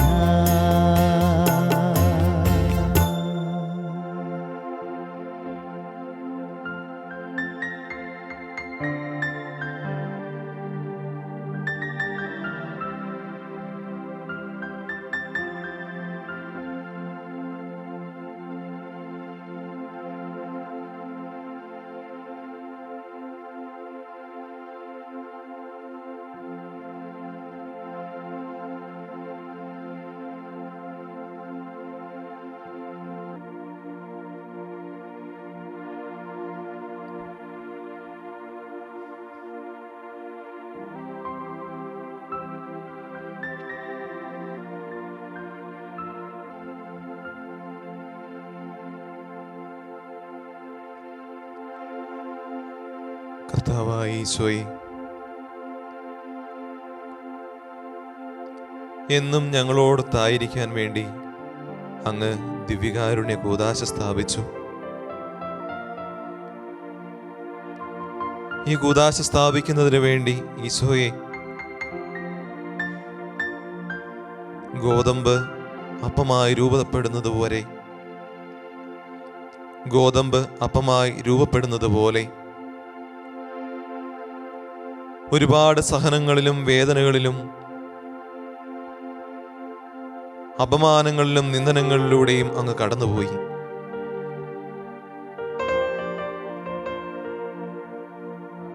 വേദനകളുടെയും സഹനങ്ങളുടെയും നിന്ദനങ്ങളുടെയും അവസാനം കുരിശിൽ അങ്ങ് ബലി പൂർത്തിയാക്കിയപ്പോൾ സഹനങ്ങളുടെ മൂർധന്യാവസ്ഥയിൽ ആ കുരിശിൻ ചുവട്ടിൽ അങ്ങ് ഞങ്ങൾക്കായി 2 സമ്മാനങ്ങൾ തന്നു. ഒന്ന്, അവിടുത്തെ എന്നേക്കുമുള്ള ആ കുരിശിലെ ബലിയർപ്പണമായിരുന്നു. ഓരോ വിശുദ്ധ കുർബാനയിലും വീണ്ടും വീണ്ടും ഞങ്ങൾക്ക് വേണ്ടി മുറിയപ്പെടുകയും ഞങ്ങളുടെ ഓരോരുത്തരുടെയും പാപങ്ങളുടെ പരിഹാര ബലിയായി വീണ്ടും വീണ്ടും അർപ്പിക്കപ്പെടുകയും ചെയ്യുന്ന പെസഹ കുഞ്ഞാടായ അങ്ങ് ഓരോ വിശുദ്ധ ബലിയിലൂടെയും ഞങ്ങളുടെ ഓരോരുത്തരുടെയും പാപങ്ങളും സഹനങ്ങളും വേദനകളും പാപ അവസ്ഥകളും എല്ലാം ഏറ്റെടുത്തുകൊണ്ട് പിതാവിൻ്റെ മുമ്പിൽ ഞങ്ങൾക്ക് വേണ്ടി മാധ്യസ്ഥം വഹിക്കുകയും ഞങ്ങളുടെ ഓരോരുത്തരുടെയും ജീവിതങ്ങളെയും ജീവിത സാഹചര്യങ്ങളെയും വിശദീകരിക്കുകയും ചെയ്തുകൊണ്ട് ഓരോ ക്രൈസ്തവ മക്കൾക്കും ശക്തിയായും സൗഖ്യമായും ഞങ്ങളുടെ ഇടയിൽ അങ്ങ് വാഴുന്നു. ഈശോയെ, അതിനെ ഓർത്ത് ഞങ്ങൾ നന്ദി പറയുന്നു. ഞങ്ങളുടെ ഓരോരുത്തരുടെയും ജീവിതങ്ങളെ അനുദിനം ശക്തിപ്പെടുത്തുന്ന ദിവ്യകാരുണ്യമായി ഞങ്ങളുടെ ഓരോരുത്തരുടെയും ജീവിത വേദനകളിൽ സഹനങ്ങളിൽ ഓടി അഭയം പ്രാപിക്കാവുന്ന കയ്യെത്തും ദൂരത്ത് ഞങ്ങൾക്ക് വേണ്ടി കാത്തിരിക്കുന്ന അങ്ങേക്ക് ഈശോയെ ഞങ്ങൾ ഒന്നു ചേർന്ന് നന്ദിയായി പാടി ആരാധിക്കുന്നു.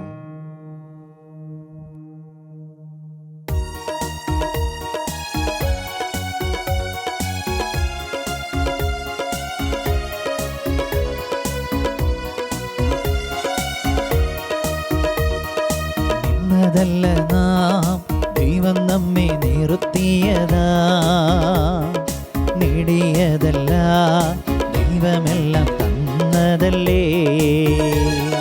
നിന്നതല്ല നാം ദൈവം നമ്മെ നിർത്തിയതാ, നേടിയതല്ല ദൈവമെല്ലാം തന്നതല്ലേ. നടത്തിയ വിധങ്ങൾ ഓർത്തിടുമ്പോൾ നന്ദിയോടെ നാഥന സ്തുതി പാടിടാം. നടത്തിയ വിധങ്ങൾ ഓർത്തിടുമ്പോൾ നന്ദിയോടെ നാഥന സ്തുതി പാടിടാം. ഇത്രത്തോളം ജയം തന്ന ദൈവത്തിന് സ്തോത്രം, ഇതുവരെ കരുതിയ രക്ഷകന് സ്തോത്രം. ഇത്രത്തോളം ജയം തന്ന ദൈവത്തിന് സ്തോത്രം, ഇതുവരെ കരുതിയ രക്ഷകന് സ്തോത്രം. ഇനിയും കൃപ തോന്നി കരുതിടണേ, ഇനിയും നടത്തണേ തിരുഹിതം പോ. ഇനിയും കൃപ തോന്നി കരുതിടണേ, ഇനിയും നടത്തണേ തിരുഹിതം പോ.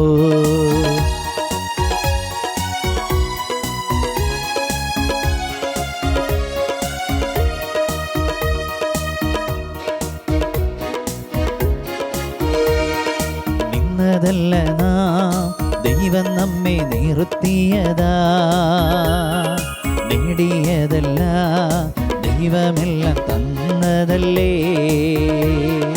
നിന്നതല്ല നാം ദൈവം നമ്മെ നിർത്തിയതാ, നേടിയതല്ല ദൈവമെല്ലാം തന്നതല്ലേ. നടത്തിയ വിധങ്ങൾ ഓർത്തിടുമ്പോൾ നന്ദിയോടെ നാഥന് സ്തുതി പാടിടാം. നടത്തിയ വിധങ്ങൾ ഓർത്തിടുമ്പോൾ നന്ദിയോടെ നാഥന് സ്തുതി പാടിടാം. ഇത്രത്തോളം ജയം തന്ന ദൈവത്തിന് സ്തോത്രം, ഇതുവരെ കരുതിയ രക്ഷകന് സ്തോത്രം. ഇത്രത്തോളം ജയം തന്ന ദൈവത്തിന് സ്തോത്രം, ഇതുവരെ കരുതിയ രക്ഷകന് സ്തോത്രം. ഇനിയും കൃപ തോന്നി കരുതിടണേ, ഇനിയും നടത്തണേ തിരുഹിതം പോ. ഇനിയും കൃപ തോന്നി കരുതിടണേ, ഇനിയും നടത്തണേ തിരുഹിതം പോ. ഇനിയും നടത്തണേ തിരുഹിതം പോ. ഇനിയും നടത്തണേ തിരുഹിതം പോ. ഇനിയും നടത്തണേ തിരുഹിതം പോ.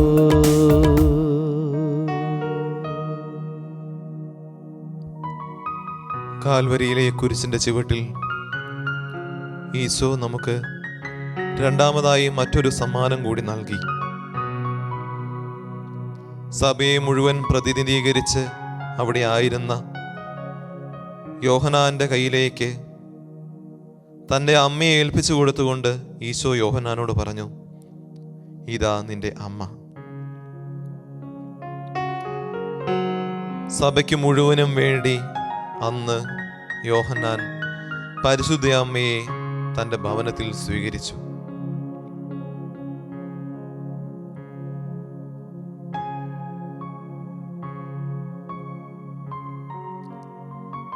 ക്രൈസ്തവ സമൂഹം ധന്യമാകുന്നത് ക്രൈസ്തവ കുടുംബത്തിൽ പരിശുദ്ധ അമ്മ എന്ന അമ്മയുടെ സാന്നിധ്യം കൊണ്ടാണ്.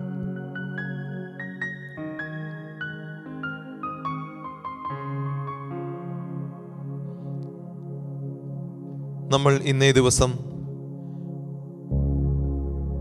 പരിശുദ്ധ അമ്മയിലൂടെ 8 നോമ്പ് ആചരിച്ച് മുന്നോട്ട് പോവുകയാണ്.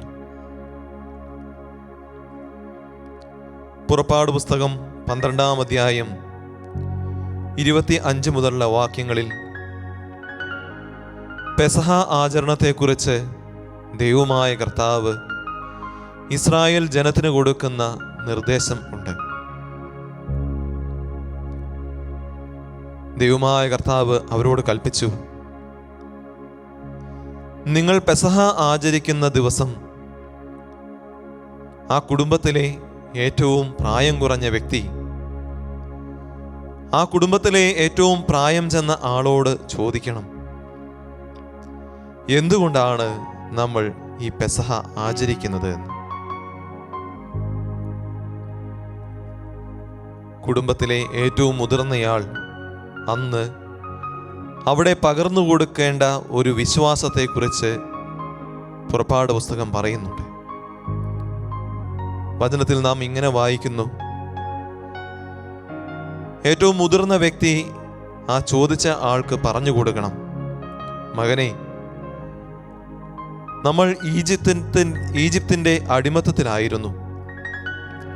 അവിടെ നിന്നും ദൈവമായ കർത്താവ് തൻ്റെ ശക്തിയേറിയ കരം കൊണ്ട് നമ്മെ ഓരോരുത്തരെയും മോചിപ്പിച്ച് തേനും പാലും ഒഴുകുന്ന ഈ കാനാൻ ദേശത്തേക്ക് കൊണ്ടുവന്ന അതിൻ്റെ ഓർമ്മ, ആ സ്വാതന്ത്ര്യം ലഭിച്ചതിൻ്റെ ഓർമ്മയ്ക്കായിട്ടാണ് നാം ഇന്ന് ഈ പെസഹ ആചരിക്കുന്നത് എന്ന്.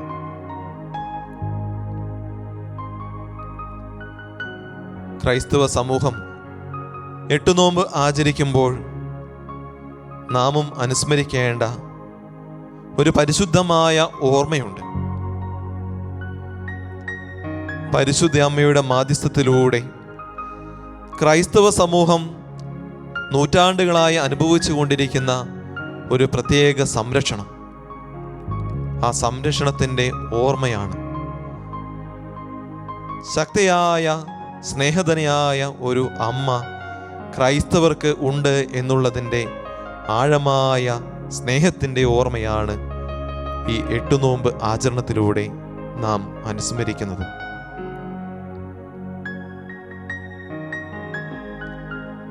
ഇത് ഒരു കൈമാറ്റമാണ്. നമ്മുടെ തലമുറയ്ക്ക് മാത്രമല്ല, വരും തലമുറകളിലേക്കും ശക്തമുള്ള മധ്യസ്ഥയായ പരിശുദ്ധ അമ്മയുടെ ഓർമ്മയുടെ കൈമാറ്റം. ഇത് ഒരു കൈമാറ്റം മാത്രമല്ല, വരുന്ന തലമുറയ്ക്ക് ഒരു പാഠം കൂടിയാണ്. നിന്റെ സഹനങ്ങളിൽ, നിന്റെ വിശ്വാസ പ്രശ്നങ്ങളിൽ, വിശ്വാസത്തിന് വേണ്ടി ഉണ്ടാകുന്ന നിന്റെ വേദനകളിൽ നിനക്ക് സഹായമായിട്ട് ദൈവം ഒരു അമ്മയെ നൽകിയിട്ടുണ്ട്. ദൈവം നിനക്കൊരു സംരക്ഷണം ഒരുക്കിയിട്ടുണ്ട്. ആ സംരക്ഷണത്തിൻ്റെ ഓർമ്മയാണ്, ആ സംരക്ഷണത്തിൻ്റെ പേരാണ് പരിശുദ്ധ കന്യകാമറിയം. ആ സംരക്ഷണത്തിൻ്റെ ഓർമ്മയാണ് ഈ നോമ്പ് ആചരണം. നമുക്കൊന്നു ചേർന്ന് ദൈവത്തിന് നന്ദി പറയാം. ഇത്രത്തോളം സ്നേഹധനിയായ ഒരു അമ്മയെ, ഒരു സംരക്ഷണത്തെ നമ്മുടെ ഈ സമൂഹത്തിന് നൽകിയ ദൈവത്തിന് നന്ദി പറഞ്ഞുകൊണ്ട് നമുക്ക് പാടി പ്രാർത്ഥിക്കാം.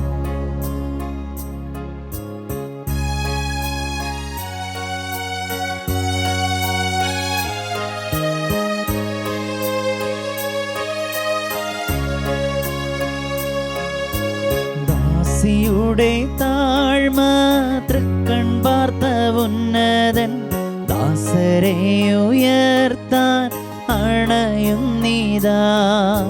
ദാസിയുടെ താഴ്മ തൃക്കൺ പാർത്ത ഉന്നതൻ ദാസരെ ഉയർത്താൻ അണയുന്നിതാ. എന്തൊരാനന്ദം എന്തൊരാനന്ദം അമ്മ മേരിയൊപ്പം ആരാധിക്കുമ്പോൾ. എന്തൊരാനന്ദം എന്തൊരാനന്ദം അമ്മ മേരിയൊപ്പം ആരാധിക്കുമ്പോൾ.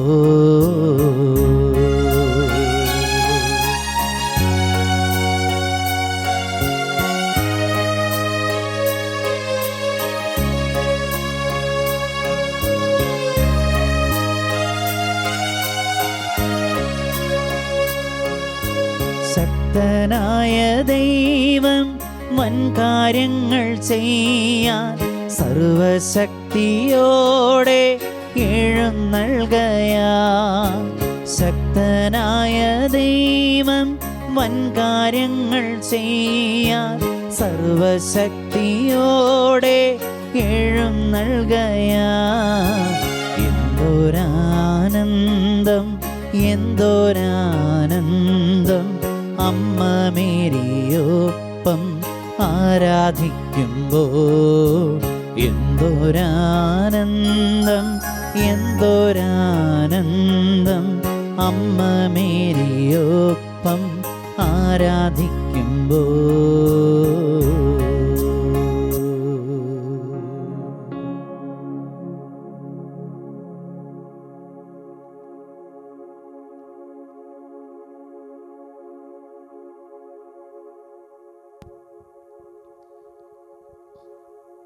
പരിശുദ്ധ അമ്മ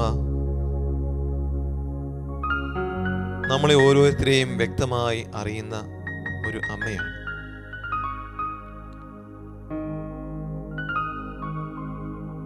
നമ്മുടെ ഓരോരുത്തരുടെയും കുടുംബത്തിലേക്ക് ആഴമായ സ്നേഹത്തോടുകൂടി പരിശുദ്ധ അമ്മയെ നാം സ്വീകരിക്കുമ്പോൾ കാനായിലെ കുടുംബത്തിൽ അമ്മ ചെയ്തതുപോലെ തൻ്റെ സാന്നിധ്യം അവിടെ കൂടിയിരിക്കുന്നവർക്കും ആ കുടുംബവുമായി ബന്ധപ്പെട്ടിരിക്കുന്നവർക്കുമെല്ലാം അനുഗ്രഹത്തിൻ്റെയും അത്ഭുതത്തിൻ്റെയും നിമിഷമാക്കി മാറ്റാൻ കഴിവുള്ളവളാണ്.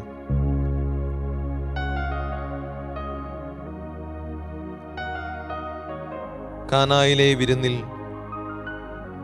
ആ കുടുംബത്തിൻ്റെ ആവശ്യത്തിൽ അമ്മ ആ കുടുംബത്തിലെ ഒരു അംഗമായി നിന്നുകൊണ്ട് തന്നെയാണ് തൻ്റെ പുത്രനോട് അവർക്ക് വേണ്ടി മാധ്യസ്ഥം വഹിക്കുന്നത്.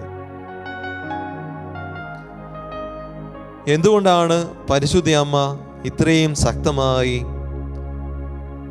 തൻ്റെ മകൻ തന്നോട് എൻ്റെ സമയം ഇനിയും ആയിട്ടില്ല എന്ന് പറയുമ്പോൾ പോലും വിശ്വാസത്തോടെ ഉറപ്പോടുകൂടി ആ കുടുംബത്തോട് അവൻ നിങ്ങളോട് പറയുന്നത് ചെയ്യുവിൻ എന്ന് പറയുന്നത്?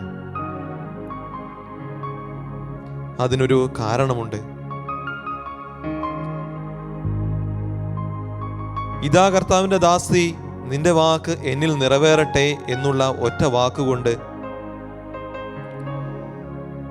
ഈ ലോകത്തിലേക്ക് തൻ്റെ പുത്രനെ അയക്കുന്ന ദൈവത്തിന് ഹിതമായത് എന്തും ഏത് സഹനത്തിലൂടെയും ഏത് വേദനയിലൂടെയും കടന്നുപോയിട്ടാണെങ്കിലും ഞാൻ പൂർത്തിയാക്കിക്കൊള്ളാം എന്നുള്ള ആ വാഗ്ദാനമനുസരിച്ച് ജീവിച്ച ആ ബോധ്യത്തിൽ നിന്നും ആണ് പരിശുദ്ധ അമ്മയ്ക്ക് ആ ധൈര്യമുണ്ടാകുന്നത്.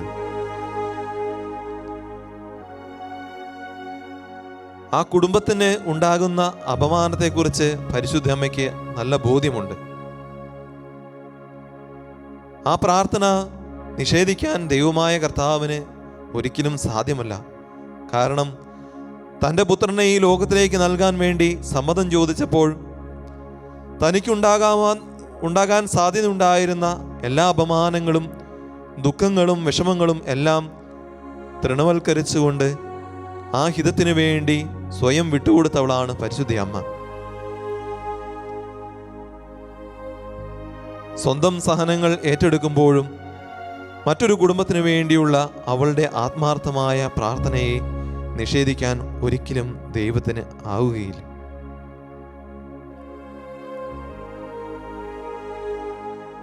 പരിശുദ്ധ അമ്മയുടെ ഈ 8 നോമ്പ് ആചരണത്തിലൂടെ പരിശുദ്ധ അമ്മ ഓരോ കുടുംബത്തിനും ഓരോ സമൂഹത്തിനും നൂറ്റാണ്ടുകളായി നൽകി വരുന്ന സംരക്ഷണം നാം തിരിച്ചറിയുന്നുണ്ട്. ഹീറായിലാണെങ്കിലും കേരളത്തിലാണെങ്കിലും എവിടെയും ഇത്തരത്തിലുള്ള ആക്രമണങ്ങളുടെ അതുവഴി ഉണ്ടാകാവുന്ന പലായനങ്ങളുടെ എല്ലാം വേദന വ്യക്തമായിട്ട് അറിയാവുന്ന വ്യക്തിയാണ് പരിശുദ്ധ കന്യകാമറിയം.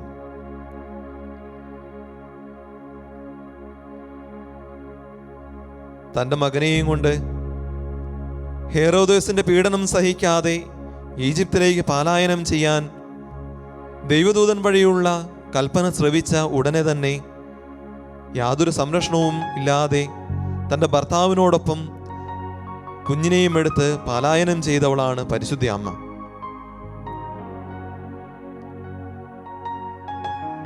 ഒരു ജീവന് വേണ്ടി, അഭിമാനത്തിന് വേണ്ടി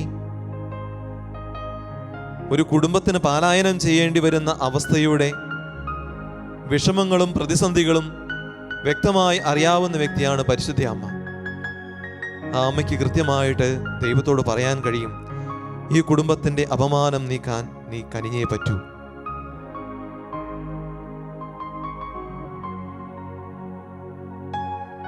ഒരുപക്ഷെ ഈജിപ്തിലേക്കുള്ള പലായനത്തിന്റെ അസുരക്ഷിതത്വവും വേദനകളും കഷ്ടതകളും എല്ലാം പരിശുദ്ധ അമ്മയുടെ മനസ്സിലൂടെ ഒരുപക്ഷെ കടന്നുപോയിട്ടുണ്ടാവാം.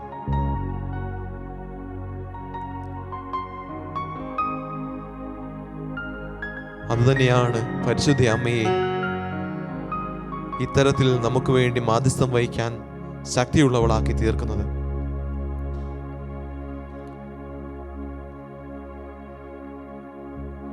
വിശ്വാസത്തിന്റെ മാത്രമല്ല, നമ്മുടെ സഭയെയും പൂർണ്ണമായിട്ടും പരിശുദ്ധമ്മയുടെ കരങ്ങളിലേക്ക് നമുക്ക് സമർപ്പിക്കാം.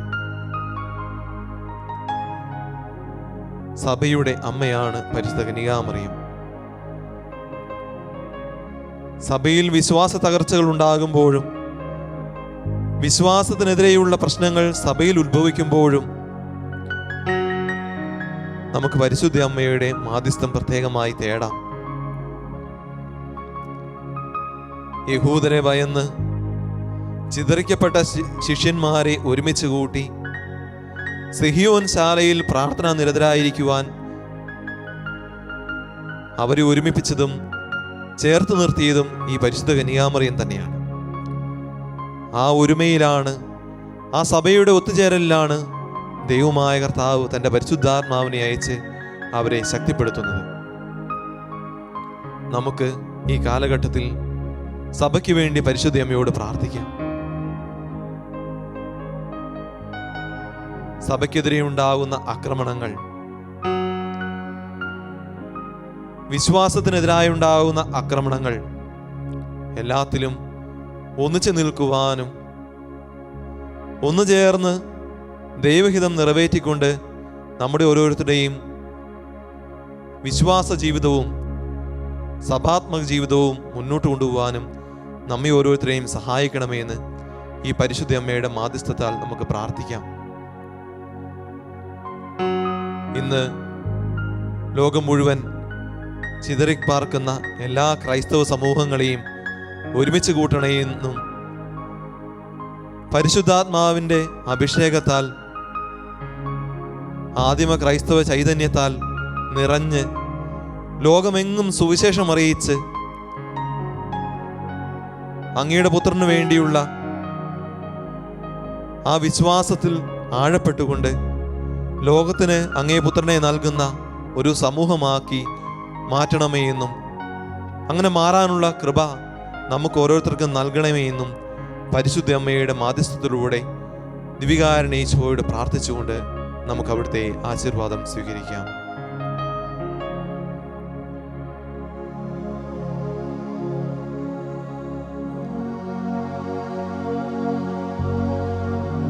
ഈശോയെ ആരാധന, ഈശോയെ ആരാധന. ആരാധന, ഈശോയെ ആരാധന, ഈശോയെ ആരാധന, ഈശോയെ ആരാധന, ഈശോയെ മഹത്വം, ഈശോയെ ആരാധന, ഈശോയെ ആരാധന, ഈശോയെ ആരാധന, ഈശോയെ ആരാധന. ആരാധന, ആരാധന, ആരാധന,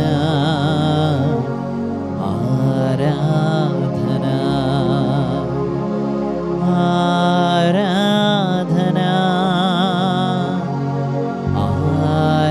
ആരാധന, ആരാധന, ആരാധന.